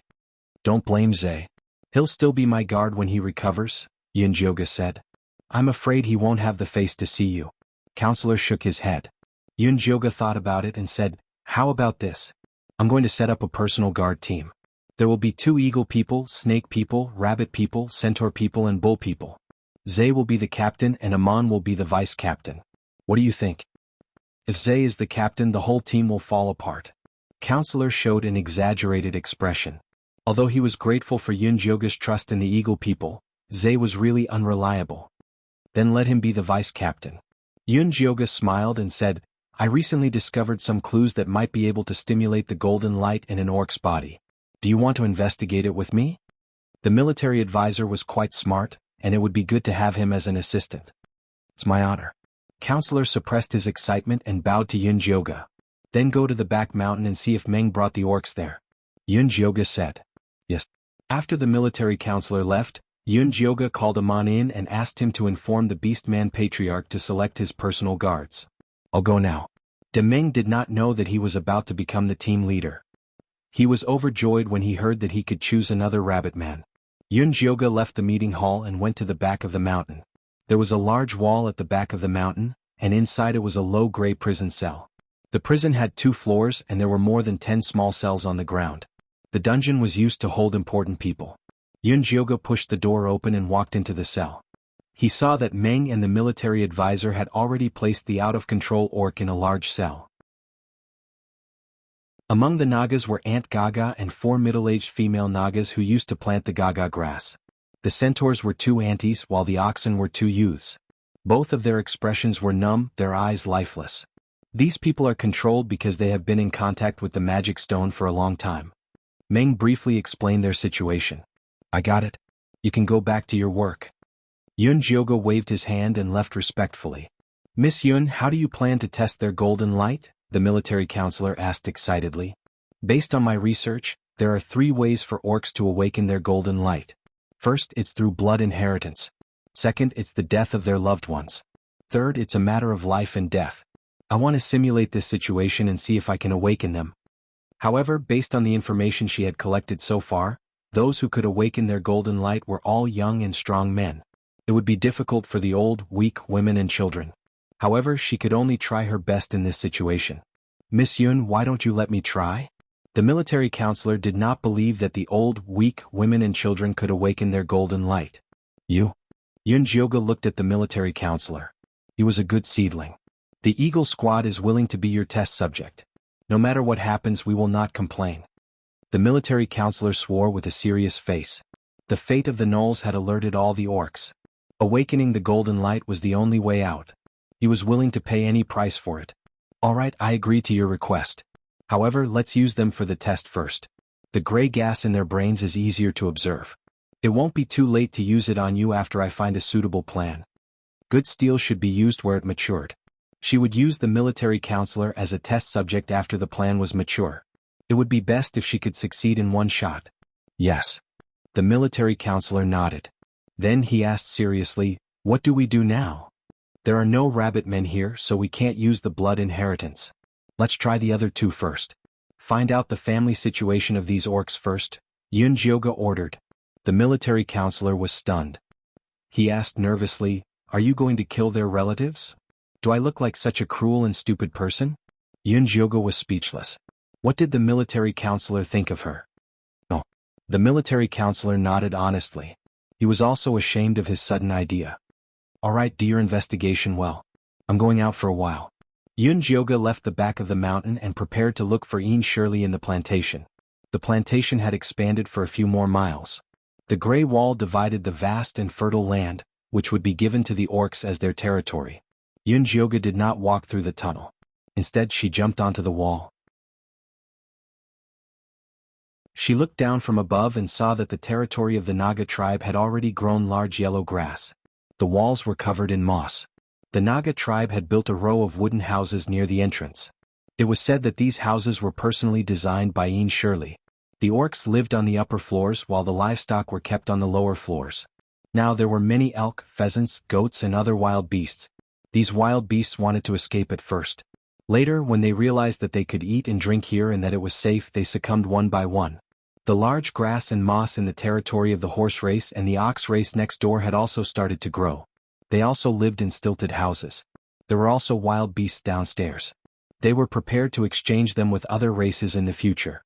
Moreover, because they were herbivores, these wild beasts were very tame. They were much easier to deal with than the Naga tribe. The territory chosen by the rabbit men was at the border of the other races' territories. Although they had only been here for 2 days, rows of stilted houses had already been built. They were really good at planting. The large grass and moss grew faster than the horse race and the ox race. On a sturdy stilted house, Guer said to it, "Gu, if you live here with me, we can raise some wild beasts under the stilted house." "All right, I'll listen to you." Gu was a henpecked man. He would do whatever Guer said. "Then why are you still standing there? Go and catch them." Guer patted Gu's wings reproachfully. "I'll go now." Gu immediately flapped his wings and left. He turned into a small black dot in the sky.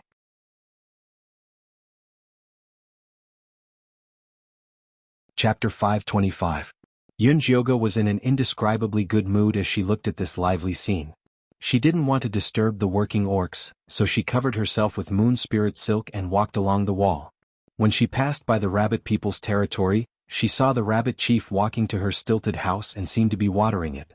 Yun Jioga took a closer look and realized that the land was planted with carrots. After the black rain disaster, countless edible plants died, leaving only the strong wild grass. Now only the rabbit people grew carrots in the entire Cloud City. She felt that it was necessary to study it. Yun Jioga jumped off the wall and removed her disguise. She pretended to casually walk past the rabbit people's gate. "Miss Yun, why are you here? Come in and sit." Gu saw her and immediately came out excitedly. The rabbit chief, who had just finished watering, came out and invited Yun Jioga to visit. The other busy rabbit people also hurried over and looked at her with respect and admiration. "How are you guys living here?" Yun Jioga smiled and walked into the rabbit people's territory. "It's very good here. Thank you for giving us such a safe territory." The rabbit elder was happy from the bottom of her heart. After the black rain disaster, they hadn't felt safe and relaxed like this for a long time. "That's good. You guys go ahead. I'll just have a chat with the chief." Yun Jioga waved her hand and let the rabbit people continue with their work. "Miss Yun, this way please." The rabbit chief thought that Yun Jioga was looking for her, so she led her to her stilted house. The chief's stilted house was in the corner of the territory. Other than a bunch of dried green carrot leaves hanging at the door, it was no different from the other rabbit people's stilted houses. Yun Jioga didn't go upstairs. She walked directly to the first floor. The rabbit chief hurriedly followed and smiled. "This place is dirty and broken. There's nothing to see here." "Really? I think it's good that you're planting carrots here," Yun Jioga said with a smile. The rabbit chief was stunned. She smiled calmly. "I really can't hide anything from you. These carrots are planted for the cubs of the tribe to eat. However, they've just been planted. It'll take at least a month for them to grow. If they're successful, I'll send some over for you to try." "How did you plant them?" Yun Jioga asked casually. "Just plant it casually. The land here is alive, so it should be able to succeed," the rabbit elder said. Yun Jioga took a whiff and immediately frowned. "You used blood to plant carrots?" The rabbit tribe leader was stunned, unable to reply for a long time. "I noticed that the weeds in your territory are growing very well. Don't tell me you guys used your blood to grow them? Yun Jioga looked straight into the eyes of the rabbit tribe leader. No. The rabbit chief laughed bitterly and said, "We're not blood rabbits. How can we treat our blood as rain and scatter it everywhere? I have no choice. Newborn babies can only eat this." "Have you always used blood to plant them?" Yun Jioga asked. "No, it's because we couldn't grow carrots anymore after the black rain, so we used blood to grow them." The rabbit chief shook his head. "What about before the black rain disaster?" Yun Jioga continued asking. "At that time, as long as we watered them on time, the carrots would grow. That was why the rabbit chief hated the black rain disaster. How about this? I'll give you a mission. Open up 2 more plots of land to plant carrots. One plot will be watered on time like before, and the other plot will be watered with your feces." Yun Jioga wanted to do a test to see if there was any difference between the carrots grown on the 3 plots of land. "Won't it be very dirty to use feces on the ground?" The rabbit chief looked hesitant. She did not understand what Yun Jioga meant. Animal feces are the best nutrients for the land. Yun Jioga saw the rabbit chief's confused expression, so he told her the method of fermenting feces. Then he encouraged her. "Try it. You'll discover a new world." "All right, I'll let my tribesmen try it later." The rabbit chief nodded seriously. She could sense that the method Yun Jioga gave them was very important. "As a reward, I'll give you these cabbage seeds. You can try planting them when you have the time." Yun Jioga took out the most common cabbage seeds in the mortal realm from his storage bag. He had randomly collected them in Thunder Nation and placed them inside. These cabbages were easy to plant and had a high yield. Once they were planted, they would be good food. "Thank you, Miss Yun." The rabbit chief took the seeds respectfully and immediately felt that she was valued. She became more friendly to brother Yun Jioga. "Don't let anyone know about the blood-bred carrots. Do you understand?" Yun Jioga warned sternly. If the carrots produced by the rabbit blood had any special effects, then these rabbits must be protected. Otherwise it would be troublesome. "Don't worry, Miss Yun. Only you know about this method." The rabbit chief was not a fool. This carrot field was a secret even in her tribe. No one knew about it except the elders. "That's good. Take care of yourself. Your tribesmen still need you." Yun Jioga looked at the knife marks hidden under the hide of the rabbit elder. He admired her selfless spirit. The rabbit chief smiled. She was very grateful for Yun Jioga's concern. After Yun Jioga left under the enthusiastic gaze of the rabbit people, he went to look for Een Shirley. Een Shirley was still building a wall with his wife and child. Fei Fei, who was beside him, was working hard to turn a dead land into a living land. Ever since Zishang took Fei Fei away on the day he built the city, this little black and white butterfly had been working diligently. It had already become a divine beast in the hearts of the orcs. They worshipped it as much as she did. "Master, look at how much living land I've made." Fei Fei flapped her wings and flew over when she saw Yun Jioga. She looked very proud. "Good job." Yun Jioga patted Fei Fei's head encouragingly and fed her a few cherry pills. Fei Fei swallowed the cherry pill and went back to work eagerly. She felt a sense of mission now. Opening up a living land meant more food. If she gave it to the orcs, she could save many lives.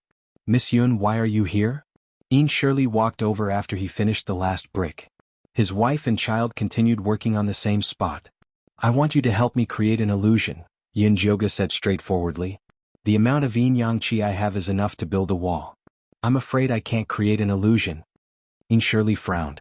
He had been oppressed by Zishang for the past few days. He was about to puke from building a wall. "I'll build a formation first. You just have to inject some yin yang qi into it. It won't take much effort." Yun Jioga couldn't bear to part with her divine power. She could only look for Een Shirley. "All right." Een Shirley was just grumbling. He didn't forget that Fan Een had given him a mission. He had to listen to all of Yun Jioga's orders.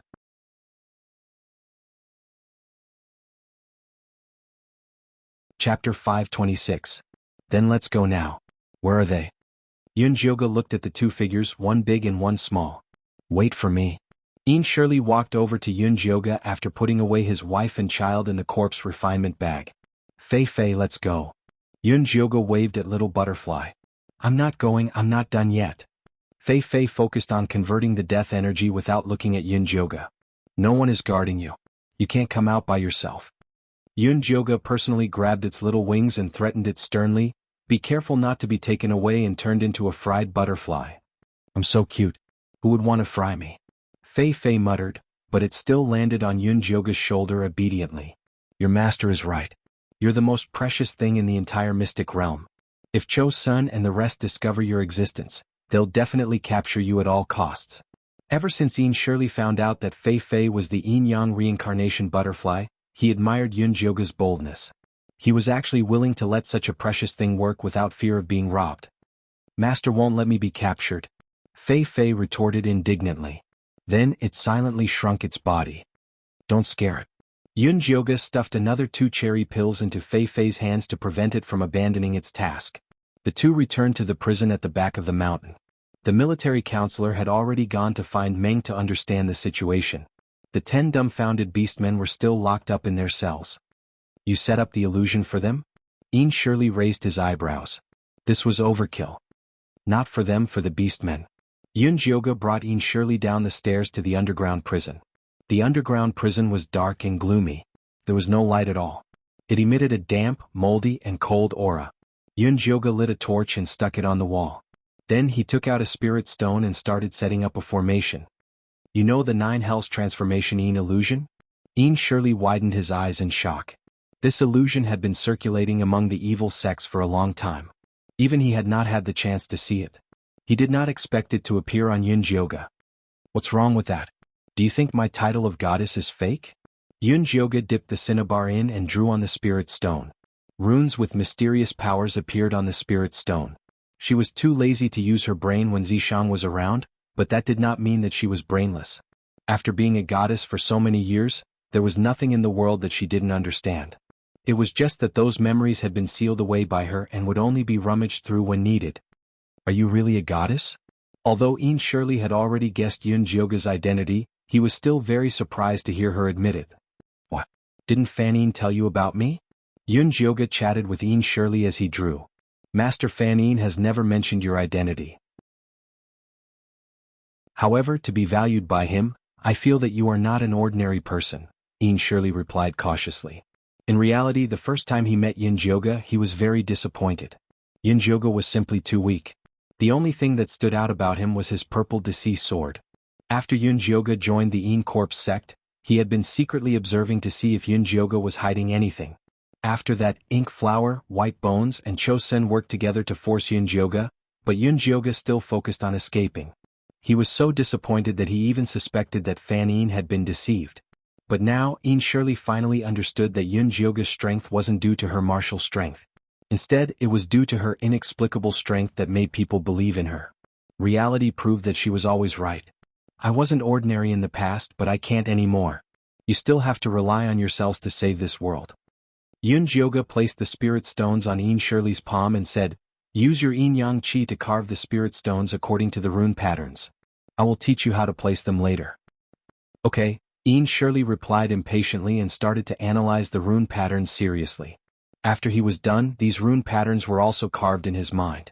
Next, Yun Jioga taught him how to bury these spirit stones deep into the ground according to the position of the 9 nether formation. It's done. You can go back and build your wall now. Yun Jioga clapped her hands and prepared to leave. Lady Yun, actually, those walls aren't that urgent. I can stay by your side and continue working. Yin Shirley learned the 9 nether transformation Yin illusory formation and realized that he had a better future by staying by Yun Jioga's side.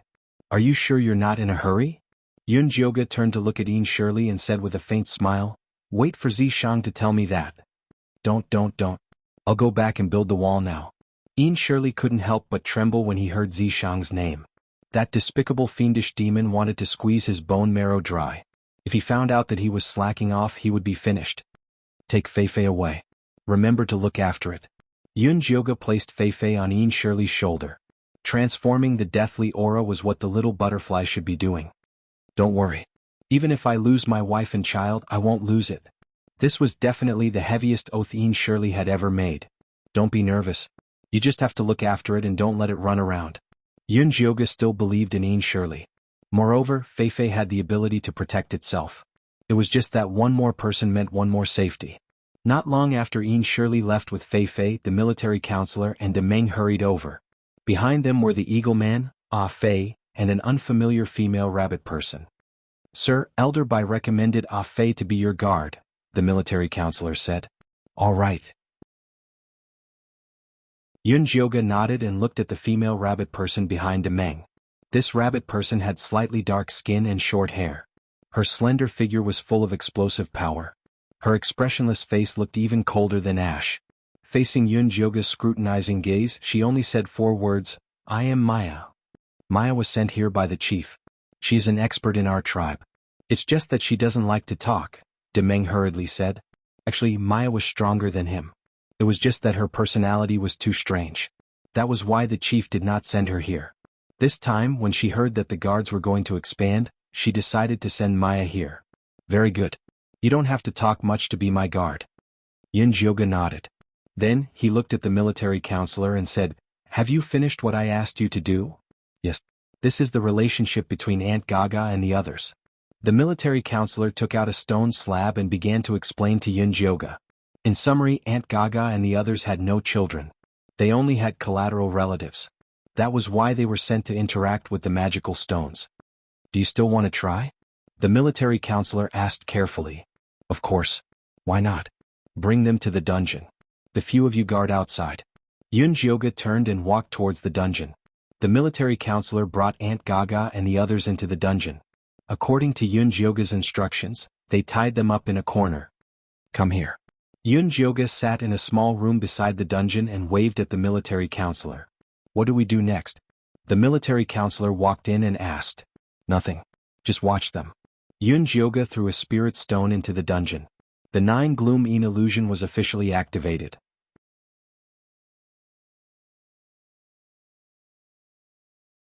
Chapter 527. The spirit stone that Yunjioga threw fell to the ground silently. The 9 Nether Shift Een illusion was activated instantly. A faint black fog rose and enveloped Aunt Gaga and the other beastmen. The military advisor opened his eyes wide, trying to see what was going on inside. Unfortunately, his field of vision was completely dark. "Miss Yun, what's going on?" The military advisor turned around to ask Yunjioga, only to see her solemn expression.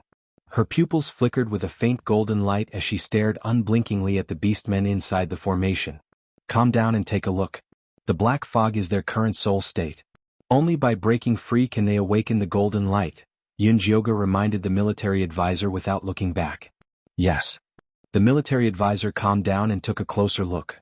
The black fog was swaying wildly as if someone was trying to break free. Yunjioga could see more clearly than the military advisor.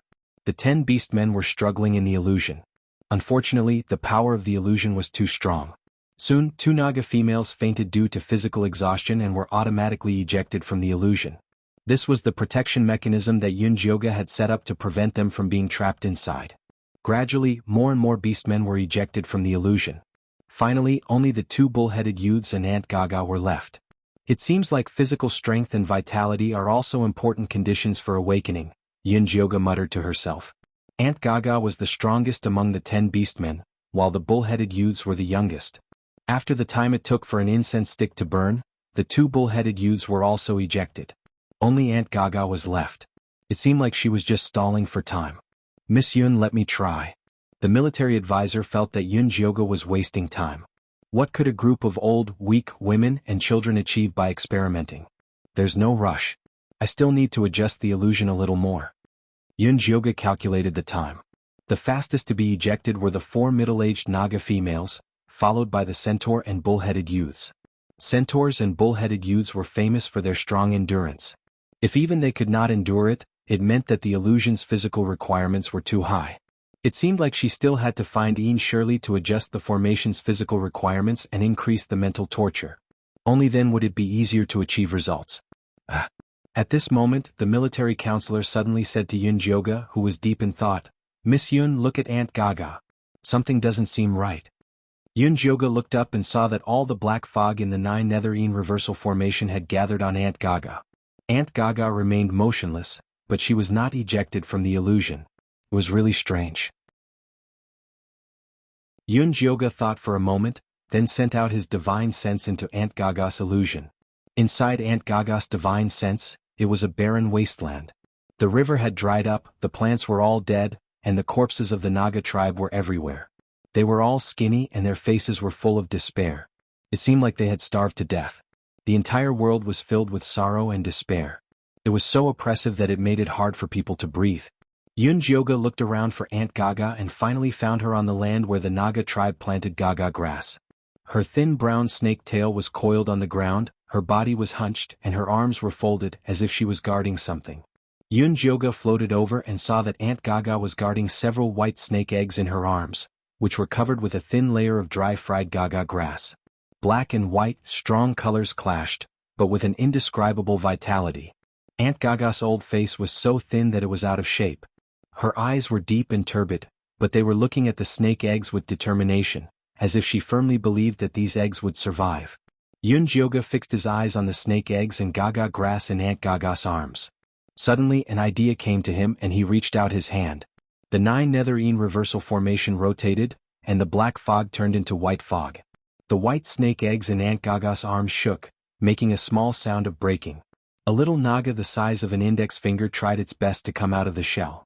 Its wet little head was covered with a white eggshell, and it looked at Aunt Gaga with its clear yellow eyes. Aunt Gaga's old face showed a kind smile, and her body turned into a golden light and fell to the ground. The grass and trees returned to spring, and the spring water gushed out, and vitality emerged. Yun Jioga's divine sense returned, and he quickly stood up and rushed into the formation. Military counselor also rushed in, and asked Yun Jioga nervously, "What happened? Why did Aunt Gaga fall to the ground as soon as she released the golden light?" Yun Jioga did not have time to answer military counselor's question. He took out the thunderfire needle and quickly inserted it into Aunt Gaga's body, opening up all the golden light that had gathered at her tail. The golden light flowed like flowing water, and the grayness in Aunt Gaga's head was instantly dispelled, vanishing into thin air. Aunt Gaga succeeded, didn't she? Military counselor looked at Yun Jioga with enthusiasm. If Aunt Gaga succeeded, then it would be even easier for him. I'm not sure yet. Take Aunt Gaga to the room above to rest, and we'll talk about it when she wakes up.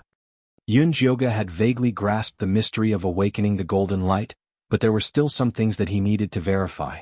Miss Yun, let me try. I'll definitely succeed. Military counselor was burning with anxiety, and he could not wait to release the golden light immediately. I have my own plans for this. You just need to listen to my commands now. Yun Jioga could understand military counselor's feelings, but he was impatient. If military counselor's golden light also went out of control like Aze, then what was the point? I was too rash. Military counselor didn't want to leave a bad impression of Yun Jioga, so he sent Aunt Gaga away. After military counselor left, Yun Jioga let Little Blossom and Big Ear out and woke them up. Miss Yun? Little Blossom looked at the dim underground. He couldn't tell where he was. He shook his head and asked, "May I ask if my people have migrated over?" My people? Big Ear asked with a hoarse voice before opening his eyes. I've already sent the Eagle men to receive them. They should arrive in 2 days. I let you guys out because I have something to ask you. What were you thinking before you were turned into puppets by the magical stones and your consciousness was sealed? Yun Jioga asked. Thinking about what? Little Blossom smiled bitterly. I was thinking about what would happen to my people if I died. I haven't left the tribe leader's keepsake. What about you? Yun Jioga looked at Big Ear. I just want to go back alive and take them far away from the divine messenger, Big Ear said. As expected. Big Ear and Little Blossom's words confirmed his guess. It was the power of the guardian that awakened them. Miss Yun, did you let us out because you found a way to get rid of the demonic chi? Little Blossom asked hopefully.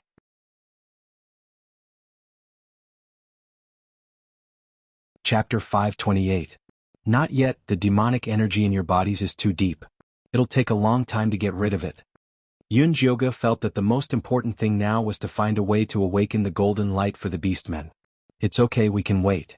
Little Blossom was a little disappointed, but there was hope as long as they were alive.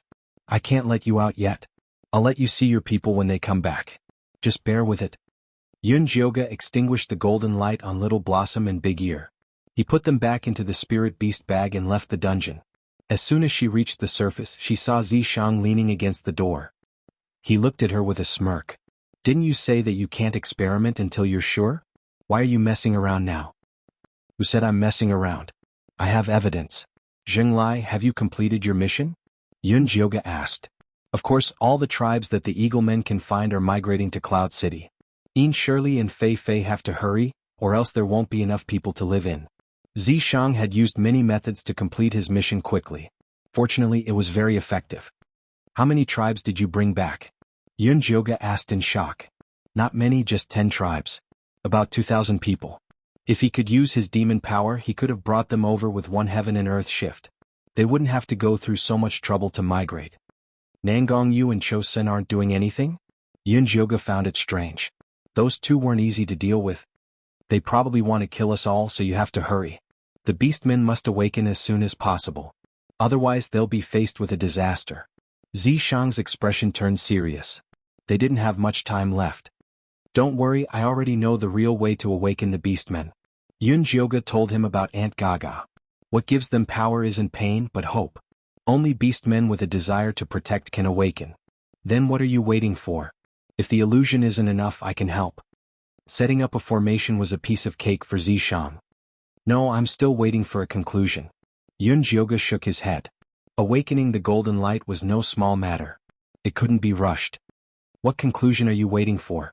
Zishang felt that Yun Jioga was being too cautious. There were so many beastmen, and being able to awaken 1 out of 100 was already a good deal.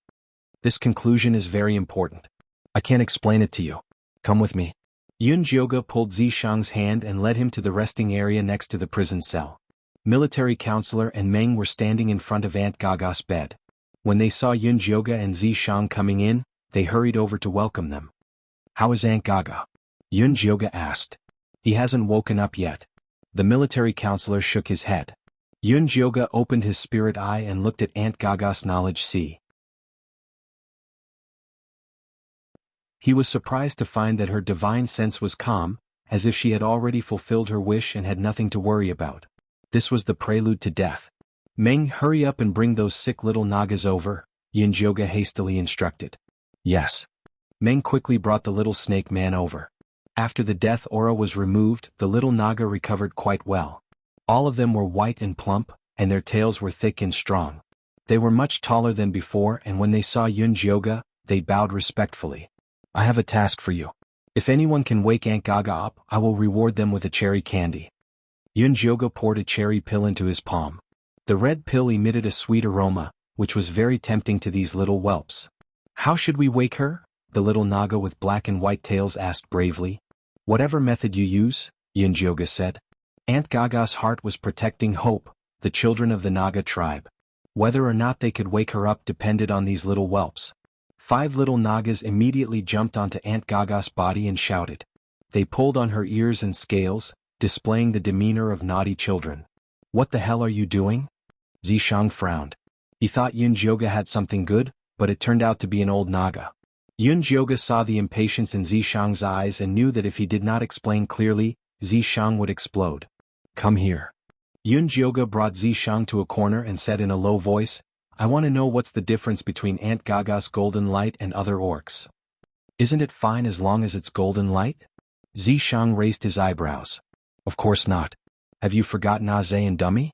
Yun Jioga glared at Zishang. Aze awakened the golden light and became a lunatic, while Dummy became a fool. Dummy became a fool after traveling through space, Zishang corrected. He wasn't much better before he became a fool, Yun Jioga said. According to Yun Jioga's understanding, Dummy was not only a troublemaker in the Eagle tribe, but also in other tribes, which meant that his mental condition was unstable. What about the Rabbit tribe? Zishang raised his eyebrows. Although the Rabbit tribe was a little neurotic, it was still normal. They are herbivores. Although they are mentally stable, their bodies are too weak. They can only use the golden light when they turn into rabbits. Their attack power is too low. Seeing Zishang's disapproving look, Yun Jioga changed the topic. Are you willing to lead the Rabbit tribe to attack Grey Castle? No, I'm not. Zishang imagined himself leading a group of big white rabbits. He got goosebumps, but he didn't give up. Don't we still have Demeng and Maya? They're not bad. Demeng and Maya are strong, so they're mentally unstable. Demeng is too impulsive. He won't fight for no reason. Maya is too calm. It doesn't matter if she doesn't speak for 3 days. In Yun Jioga's eyes, they were abnormal. As long as they can fight. What does it matter if they're normal or not? Zishang frowned. He had ways to teach them a lesson. It's fine if there's no other choice, but I already know how to make them awaken the golden light normally. Of course, I have to choose the right one, Yun Jioga said grumpily. According to her observations and experiments, Normal orcs were mentally unstable because the golden light was awakened in their brains. However, Little Flower, Big Ear and Aunt Gaga were awakened in their hearts, ears and tails. The only thing they had in common was that they were both corrupted by demonic aura. Therefore Yunjioga wanted to wait for Aunt Gaga to wake up. She wanted to know if the golden light would be stronger and more stable after being corrupted by demonic aura. If that was true, then the orc's evolution direction would be clearer. Since you already have a way, do it quickly. Zishang frowned even more. Yunjioga thought too much of the orcs. It was a waste of time to think about it. If it were him, he would do it as soon as he thought of a way. If he failed, he could just start all over again.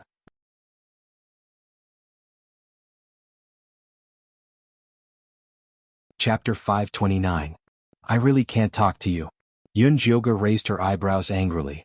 Just as she was about to lose her temper, Meng walked out of the house with a joyful expression and said, Miss Yun, Aunt Gaga is awake. Yunjioga glared at Zishang and followed Meng in. The 5 little Nagas had tears on their chubby faces and were sobbing. Auntie, I thought you were dead. Hey good kids, don't cry. Aunt Gaga hugged the 5 little Nagas and coaxed them. Aunt Gaga is going to plant Gaga grass for you now. I'll plant a lot of it so that you can eat as much as you want. Aunt Gaga, we don't eat Gaga grass anymore. We eat grass rice and grass potatoes now. The little Naga wiped her tears and took out a round potato from the animal skin bag she carried on her back. She handed it to Aunt Gaga and said, This is for you. Me too, me too. The other little Nagas also offered their treasures. Andy is not hungry. Eat it yourselves. Aunt Gaga's eyes were kind. She had never laid a living egg in her life and treated the little ones in her tribe as her own. It was good enough that the children remembered her. How could they bear to eat their precious food? And they were all full. The little Nagas patted their bulging bellies. The Naga tribe was the first to plant grass and eat a lot. They had a lot of food, so they ate their fill every day. Andy, things are different now. I'll bring you out later and you'll understand. Meng laughed. Is that so? Aunt Gaga's memory was still stuck in the past. Back then, the Naga tribe had to risk their lives just to get a bite of food. Of course it's true. All of this is thanks to the great Lady Yun and Lord Yizi. They brought hope to our Beastmen tribe. Meng bowed respectfully to Yunjioga and Zishang as he spoke. Aunt Gaga then realized that there were 2 people standing in the house. Their appearance and temperament were completely different from the Beastmen. Although she did not know what had happened, they must be great people since the tribe leader respected them so much. Aunt Gaga got down from the bed and bowed to Yunjioga and Zishang like the tribe leader. Meng, you're in charge of testing her abilities. Zishang walked in with a cold expression. Sir, may I know how to test this? He was just an ordinary orc, how would he know how to test Aunt Gaga's golden light? Take her to the plantation for a walk. Yunjioga recalled Aunt Gaga's appearance when she awakened the golden light and felt that she must have awakened this ability. Yes. Meng immediately led Aunt Gaga, who was still confused, to the farm. The 5 little Nagas followed behind them excitedly. The military counselor walked to Yunjioga's side and hesitated to speak, but Zishang interrupted him. Talk less. Get to work. After saying that, he pulled Yunjioga out, not giving the military counselor a chance to speak. A group of people arrived at the plantation. Aunt Gaga stared at the majestic city wall in front of her and ate the golden grass. She was so shocked that she couldn't close her mouth. The 5 little snake people surrounded her and excitedly explained all the changes, chattering happily. Apart from the territories of the Eaglemen, Nagas, Centaurs, Cowmen and Rabbitmen, there were 12 other territories that were empty. Auntie, these territories are for other orcs. Winter is coming soon and we have to plant enough food to save more orcs. I'll leave this task to you, Yunjioga said to Aunt Gaga as he took out a big bag of grass and rice. How do I plant this? Aunt Gaga was a little flustered. She had only planted Gaga grass in her life and had never planted anything else. Just plant it like you plant Gaga grass. Yunjioga randomly picked an empty space and looked at Aunt Gaga encouragingly. Go ahead. I'll give it a try. Aunt Gaga carefully took the seeds of the grass. They were yellow rice grains and there were thousands of them. She felt a sense of mission when she thought about the grass that would save the orcs. The yellowish-brown snake tail emitted a faint golden light and seeped into the ground. As she moved, she scattered the seeds on the ground. The yellowish-brown rice grains took root and sprouted as soon as they touched the ground. The yellow grass followed her footsteps. Aunt Gaga had a satisfied smile on her face as she walked to the side of the wide empty space. The brown empty space was soon covered by the yellow grass. So many big grass. The little snake people followed Aunt Gaga happily, and began to scream and play. Oh my God! Meng looked at Aunt Gaga in disbelief. When Aunt Gaga had awakened, he was only happy that Yun Jioge had saved her. Now that Aunt Gaga had performed such a miracle in front of him, it was undoubtedly due to Yun Jioge's efforts. He turned to look at Yun Jioge and wanted to kneel down and worship her. Unfortunately, Yun Jioge did not have time to care about him. She was busy using her spiritual eye to observe Aunt Gaga's movements. How is it? Is this normal? Zishang took the initiative to talk. I was right. Aunt Gaga's sea of consciousness is calm and full of joy. The golden light mainly moves around the snake's tail. It rarely returns to the sea of consciousness. Yun Jioge closed her spiritual eye in satisfaction. She did not mind the argument with Zishang. I thought the demonic energy would be a disaster for these beastmen. I didn't expect it to be the beginning of a transformation. I wonder if Nangongyu and Chosun know about this?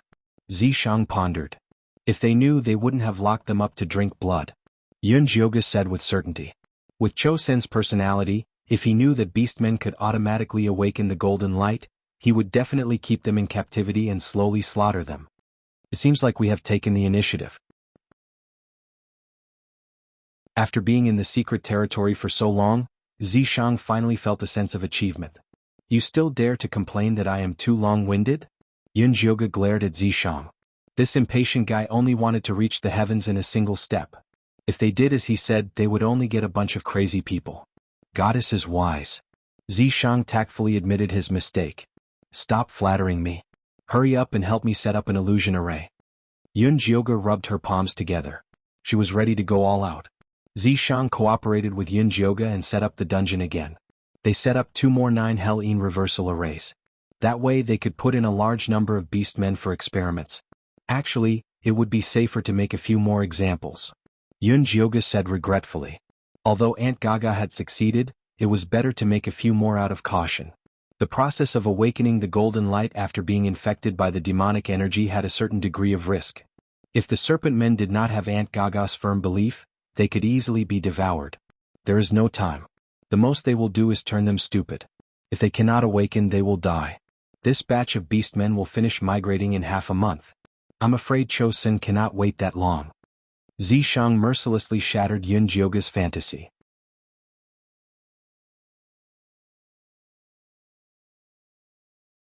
Chapter 530. You've done well. Let the orcs work hard for the rest.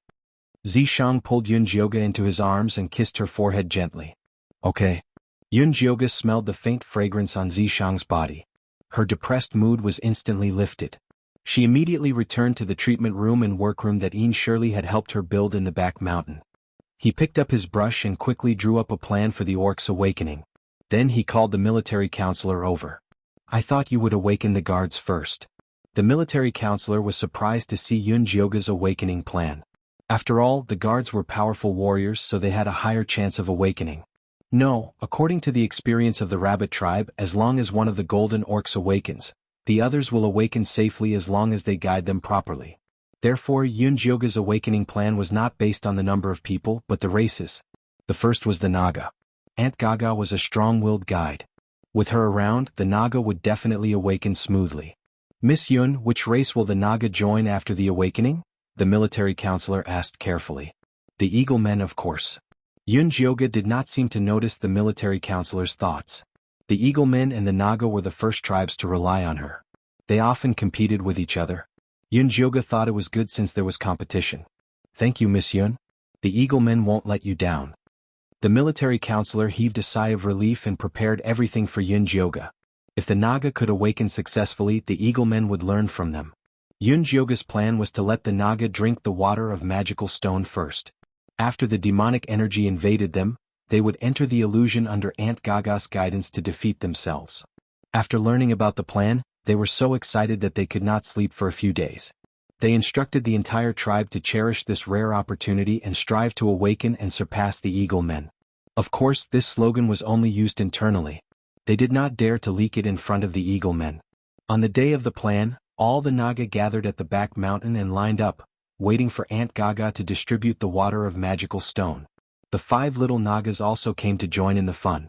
They followed Aunt Gaga and busied themselves around like little helpers. Are these kids going to the dungeon with the adults? The military counselor looked at the happy little Naga worriedly. Speaking of which, these little Nagas and their eagle men were the first to be infected by the demonic aura. Yunjioga shook his head. We don't need them for now. We'll talk about it later. The little eagle man and the little Naga had only removed the death chi from their bodies. There was still some demonic chi left in their bodies. If they wanted to completely awaken, they could only rely on the golden light. But they were too young, so they might not be able to withstand the torment of the illusion. After drinking the demonic chi water, the Naga tribe entered the dungeon valiantly under Aunt Gaga's lead. The awakening experiment was undoubtedly a success. All the Nagas had awakened golden light, but the intensity of the light was different. The abilities they displayed were also different. Similar to Aunt Gaga, the female Nagas displayed the ability to plant plants. The male Naga, on the other hand, was just like Meng, displaying extremely powerful attacks. This was especially true for Meng, whose fangs and tail had awakened a golden light.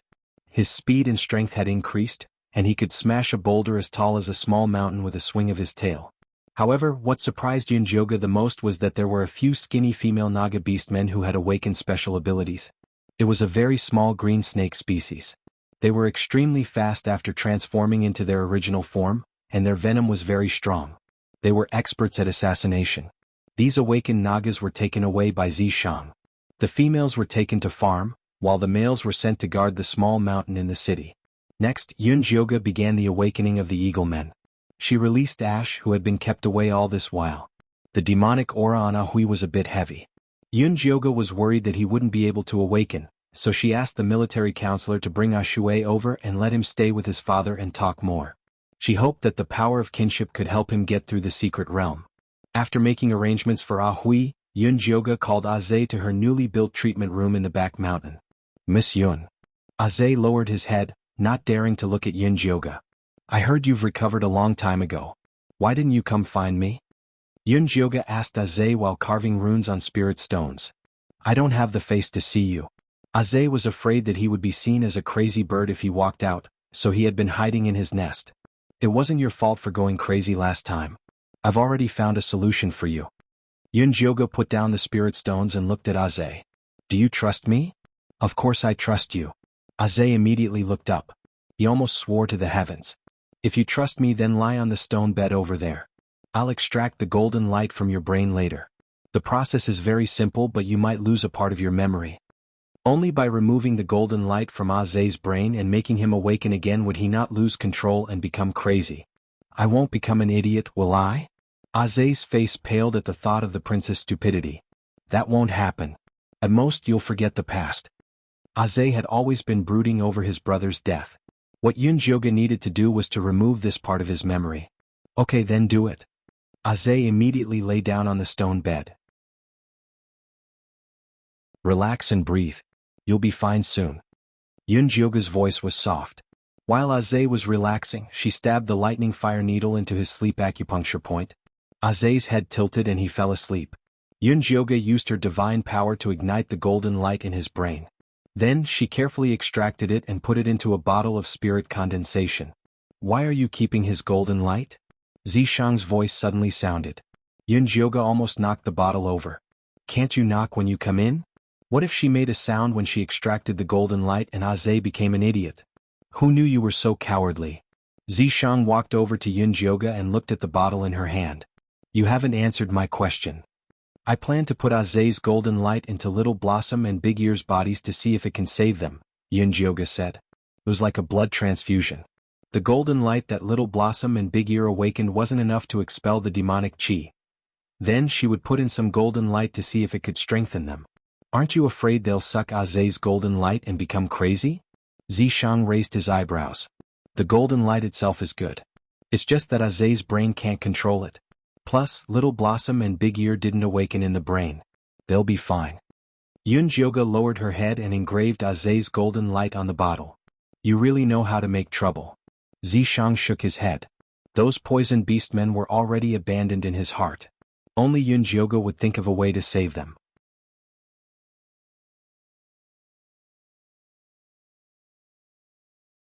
Chapter 531. What do you know? Every time I mess with the golden light, I learn more about it. It's very useful for finding the origin of the golden light. Yunjioga didn't forget that she studied the orc's golden light to find the origin and strengthen her divine power. You're worth teaching. Zishang patted Yunjioga's head. Why aren't you busy with building the city? Why are you here? Yunjioga slapped Zishang's hand away. She wasn't a child. Why was he patting her head? If she was still a goddess in the divine palace, Zishang's behavior was enough to be considered disrespectful. I went to the Death Swamp yesterday. Grey Castle is moving. I suspect Cho-sun will attack us in advance. Zishang's face turned serious. Are you sure you can defend Yun City? Yunjioga frowned. The city was filled with ordinary orcs. She could only rely on Zishang and Ian Shirley to defend. Just based on Ian Shirley and me, we can't defend it forever. You have to hurry up. Zishang was here to urge her. I was planning to awaken the Eagle people tomorrow. Now that you mention it, we have to start tonight. Yunjioga sighed. She didn't like the feeling of being rushed at all. Doing research required slow work in order to produce fine results. Okay, I'll inform the advisor now. Zishang kissed Yunjioga comfortingly. Go. Yunjioga waved Zishang away and woke Zhe up with a needle. Zhe got up in a daze and asked Yunjioga, Miss Yun, why am I lying here? How many is this? Yunjioga waved 3 fingers in front of Zhe. This is 3, Zhe answered honestly. Go find the advisor. He will tell you why you're here. Yunjioga's every cell was screaming for her to be busy.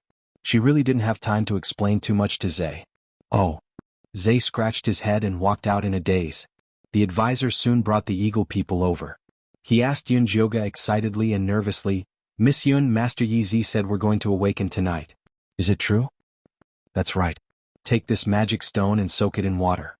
Everyone drink a bowl of it and then go to the dungeon. Yunjioga threw a gray magic stone to the military counselor and took out a booklet to write a plan. After the Eagle men awakened, it was the Bulls and Centaurs' turn. Currently, none of these 2 races had awakened the golden light, so they couldn't follow the same steps as the Nagas and Eagle men. They had to first test and choose the beast men with the strongest protectiveness of their tribe, and then use that to awaken the other tribesmen. The military counselor took the magic stone and looked at Yunjioga hesitantly. In the end, he couldn't help but ask, Miss Yun, can my grandfather awaken with us? If Grandpa could also awaken the golden light, he might be able to live longer. No. Yunjioga put down the plan in his hands and looked up at the military counselor. He said seriously, awakening the golden light consumes a lot of energy and mental strength. Elder Bai, who is about to die of old age, entering it is tantamount to suicide. I understand. I'm sorry to disturb you. I'll go and prepare now. Although the military counselor was sad, he forced himself to smile and left with the magic stone. Yunjioga was really worried when he saw the military counselor like this, so he took the plan to the small dark room in the dungeon and personally watched over them. The Eagle men were all excited when they saw Yunjioga personally coming. The Eagle men were divided into 2 groups and entered the dungeon illusion. The first group was led by Aze, which included Ahui, Agu and other Eagle men with normal physiques. When the illusion started, Ahui was the first to awaken. The golden light spread from his wings and expelled all the demonic energy in his body. Yunjioga couldn't help but nod after seeing this. The company of family could indeed strengthen the protectiveness of the tribe. Aze was the second to awaken. His wings were shining with golden light and looked extremely powerful. Agu was next. This kid was probably ready to become a father. His protectiveness was very strong.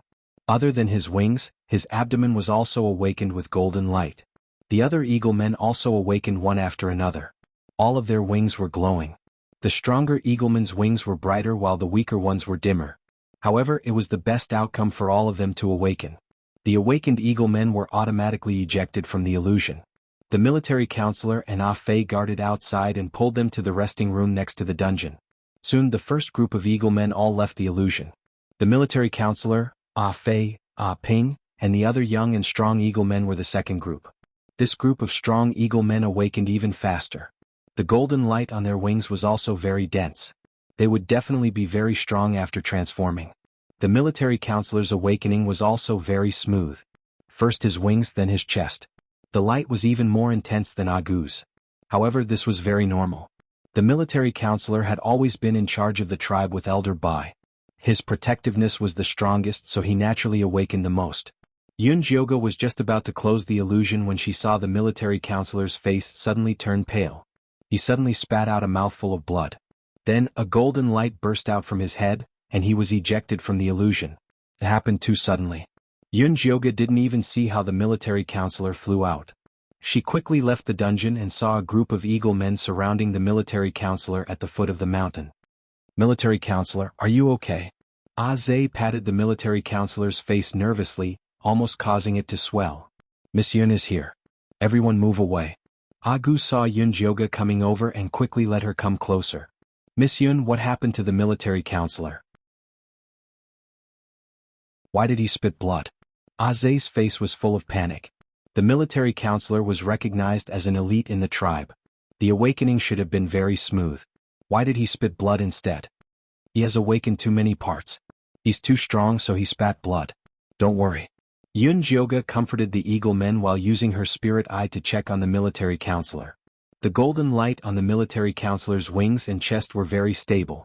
The color was bright yellow, but there was a thumb-sized golden ball spinning in his head. This ball of golden light was not as dense and pure as Dummy's, nor was it as violent as Aze's. It was something Yun Jioga had never seen before. What happened? Zishang had just finished building the city.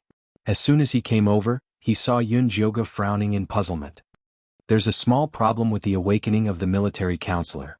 Yun Jioga told him what happened and said in annoyance, "I wonder what's with the golden light in his head." "Don't worry. You'll know when he wakes up." Zishang looked up at the surrounding eagle men and asked, "All awakened?" "Master Yi Zi, all the eagle men have successfully awakened." All the eagle men stood in front of Zishang with their chests puffed out. "Then follow me." Zishang took all the eagle men away with one sentence, leaving only the military counselor lying on the ground. Yun Jioga had no choice but to let Demeng send the military counselor to Elder Bai and inform her when he woke up. After Demeng carried the military counselor away, Yun Jioga continued with the awakening plan. Not long later, Zishang returned alone.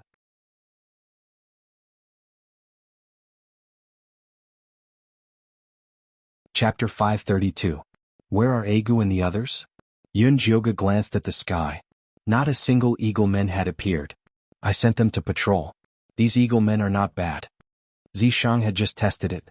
After awakening the golden light, not only could the eagle men successfully transform into beast form, but their speed and strength had also greatly increased.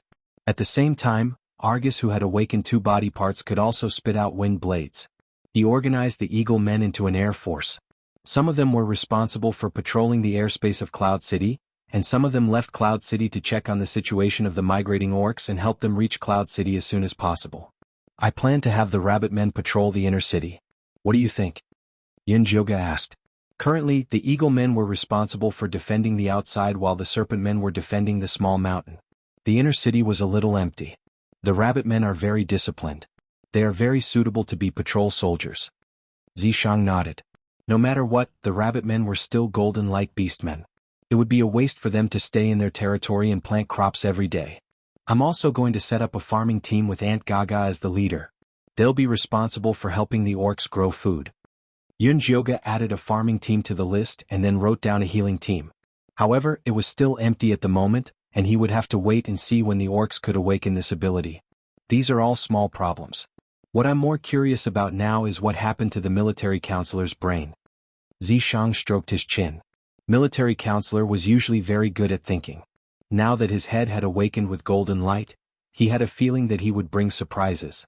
"I'm curious too, but we should have an answer tomorrow." Yun Jioga scribbled and wrote down the construction team, logistics team, guard team, and other projects on the schedule. "All right, stop writing." Zishang took the booklet from Yun Jioga's hand and said forcefully, "It's already late at night, you should sleep." "I haven't finished writing yet." Yun Jioga's head is full of plans and he wants to write them out quickly. "Sleep." Zishang carried Yun Jioga in his arms and threw him onto the bed before pinning him down. "Didn't you say that time is tight and the mission is heavy? Why are you still in the mood to think about this?" Yun Jioga glared at Zishang, wanting to kick him off the bed. "I just want to sleep. Is your thoughts too evil or do you want it?" Zishang placed his hand on Yun Jioga's stomach. "No." Yun Jioga's expression was cold. Only when one was full and warm would one think of lust. She really wasn't in the mood right now. "Then let's go to sleep. We still have work to do tomorrow." Zishang's voice was gentle as his warm hands gently rubbed Yun Jioga's abdomen, spreading warmth throughout her entire body. Yun Jioga slowly closed his eyes and soon fell asleep. After seeing that Yun Jioga had fallen asleep, Zishang picked up the schedule and continued to fill in the blanks. When Yun Jioga woke up, Zishang was no longer in the room. There was a yellow booklet on the wooden table, and the plan inside was already filled in. It was even more complete than what she had imagined before. Yun Jioga flipped through it and was very satisfied. He took the schedule and went out. Just as he was about to call Elder Bai and Meng over for a discussion, he heard that the military advisor had woken up. Military counselor's brain had awakened another type of power, the spirit element. Not only did he have an eidetic memory, but he could also sense other people's emotional fluctuations and even control weak-willed people. That's a pretty good ability. There's a position that suits you the best right now. After Zishang heard about the military advisor's awakened ability, he immediately arranged for him to receive the migrating orcs into the city. Now many orcs were migrating to Cloud City every day. Apart from the tribes that the Eagle Men had found themselves, there were also many tribes that came alone after hearing the news. These orc tribes that migrated alone without any food support were very miserable and pitiful. Their faces were sallow and they were skinny. The old, weak, women and children fell sick as soon as they entered Cloud City. Military counselor was almost going crazy. He led the centaurs in charge of registering them, arranging territories and food, and also arranging other places for those who fell sick. Those who were simply sick lived in the plantation, and those who were infected by the demonic energy were arranged to stay in the prison at the back of the mountain.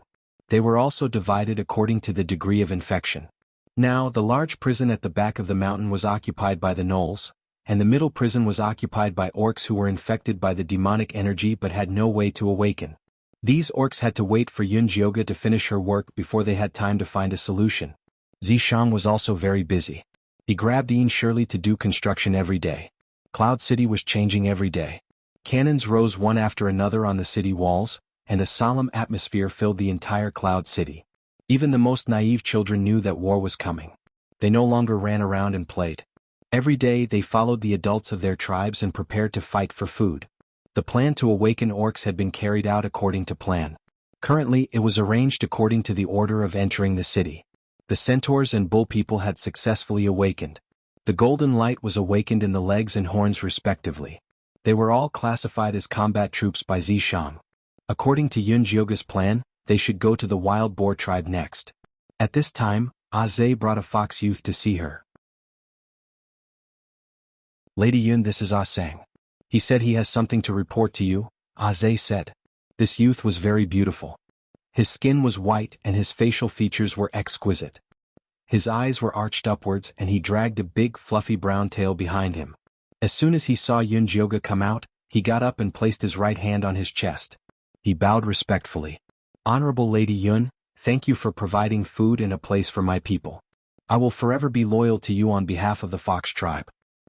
I accept the friendship of the Fox tribe. Yun Jioga nodded with a reserved and noble smile.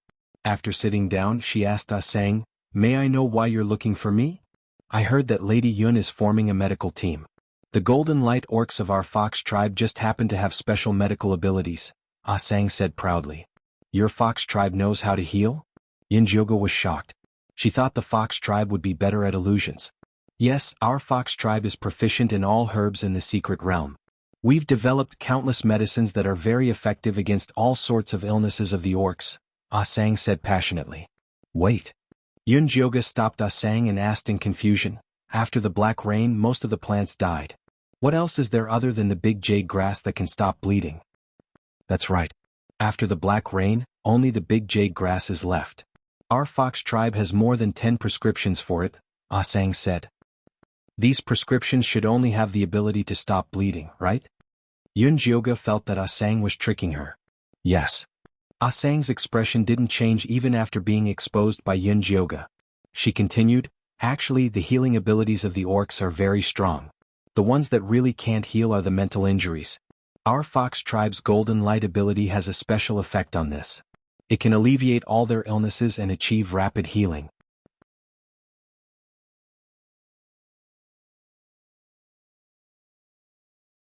Chapter 533. At the end of the day, your Fox clan is actually best at creating illusions. Yun Jioga saw that Asang still wanted to explain, so he stopped him. Actually, I need your ability now. You don't have to go to the medical team. Tell me, How many golden beast men have awakened in your fox clan? I'm the only one right now. Ah Sang finally looked a little nervous. During his time in Cloud City, he had already found out that this legendary Lady Yun had the ability to awaken the entire tribe with golden light. According to the order in which they entered the city, there were still a few tribes before the Fox clan. Seeing that the war was coming, he was afraid that his clansmen wouldn't be able to wait for the arrangements and would run over to recommend themselves. Show me your ability, Yun Jioga said casually. Yes. Ah Sang stood up, his eyes flashing with determination. The tribe's development depended on this, so he couldn't make any mistakes. Ah Sang exhaled softly, then closed his eyes and waved his hands gently. Rays of golden light spread out, and the entire room rippled like water. Yun Jioga blinked and found himself standing in the middle of a vast wilderness.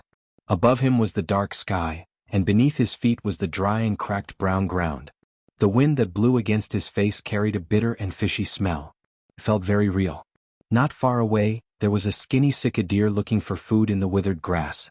When it noticed Yun Jioga's gaze, it immediately fled in panic. However, it didn't run for long before it fell to the ground and died.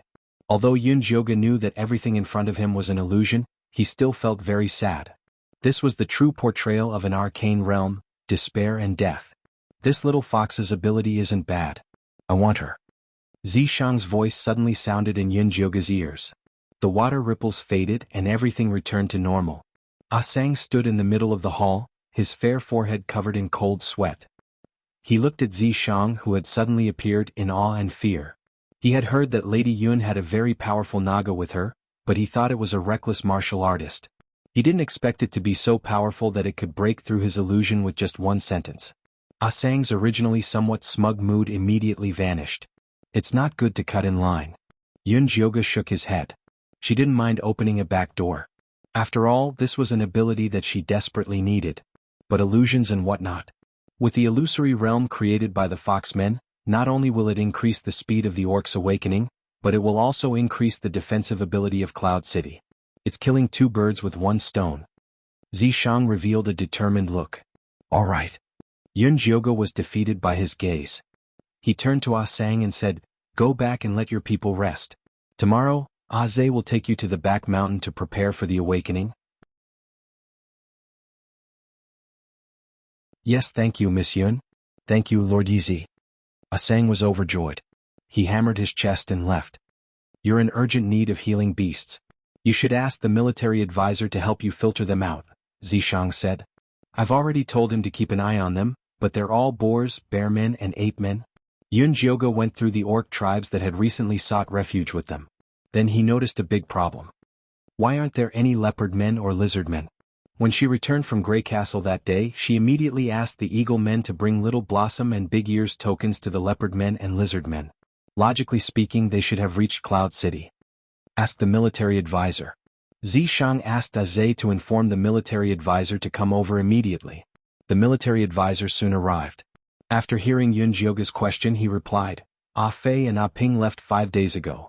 The tokens have been successfully sent to the leopard men and lizard men. They also drew a map and left food. The leopard men and lizard men should be able to reach Cloud City smoothly. Something must have happened if they haven't arrived yet. Immediately send 2 eagle men to find them. You must bring them to Cloud City safely, Yun Jioga ordered seriously. She had already done a test. Little Blossom could indeed absorb Azay's golden light, but the amount was too little to dispel the demonic aura. She originally wanted to wait for the leopard men and lizard men to awaken their golden light so that they could donate it to save Little Blossom and Big Ear. Yes, I will immediately send Ah Fei and Ah Ping to find them. I will give you an answer tonight. The military advisor immediately recorded everything on a small notebook that he carried with him. He had been so busy recently that even his eidetic memory could not cope with it. In the end, it was Yun Jioga who gave him a pile of blank notebooks and told him to write everything down with a pen. Otherwise, it was very likely that he would collapse from overworking his brain. Go. By the way, move the awakening of the boar people to tomorrow afternoon. I will first awaken the Foxmen tomorrow morning, Yun Jioga ordered. The Foxmen's awakening should be ranked 15th. What's so special about them that you can help them awaken in advance? The military advisor asked while recording. Yizi said that the Foxman's ability to create illusions is very useful to him. It can also increase the speed at which the orcs awaken, so he gave them priority. Yun Jioga explained briefly and continued, ask the Golden Light Orcs that have recently joined Yun City what abilities they have. If they have healing abilities they will be given priority. I got it, but the Golden Light Beastmen that joined recently are very well hidden. None of them are willing to expose their identities. They should change their minds after the Foxman tribe's matter spreads. The military advisor wrote at a rapid speed and added a few more details. Then spread the news about the Foxmen more. Yun Jioga could actually understand why these Golden Light Orcs hid their identity. They were afraid of being chosen as cannon fodder and even more afraid of being captured for research. Under such circumstances, Ah Sang was very bold and confident to take the initiative to promote himself. I understand. I will immediately get Auntie Gaga to be in charge of spreading the news. After the military advisor finished writing, he asked, do you have any other orders? I don't. What about you? Yun Jioga looked at Zishang. I will handle the leopard men and lizard men myself. Tell Ah Fei and Ah Ping to find me later, Zishang said. You want to do it yourself? Yun Jioga was surprised. The construction of Cloud City was in a hurry. Zishang did not even have enough time to sleep every day. How could he be in the mood to care about these things? I suspect that they have been kidnapped by Grey Castle. Zishang did not care about the leopard men and lizard men. He only cared about the upcoming war. During this time he asked Ash and 4 Eagle men to take turns to monitor Grey Castle. He did not know whether the Eagle men did not have good eyesight or Grey Castle was too well hidden. All the information he received was that Grey Castle was as quiet as a dead city. Ash even wanted to sneak in to observe, but he was chased by magic stone arrows as soon as he flew into Grey Castle's territory. He almost lost his life. Under such circumstances, the disappearance of the leopard men and lizard men was a rare clue. You're tuning in to the Han Li's Wuxia Chronicles YouTube channel. We're so grateful for your support and don't forget to subscribe to join us on this incredible journey through captivating stories. Your generosity through donations truly makes a world of difference, as it's the primary source of revenue that allows me to expand and enhance this channel for you. Thank you from the bottom of my heart for being a part of this adventure.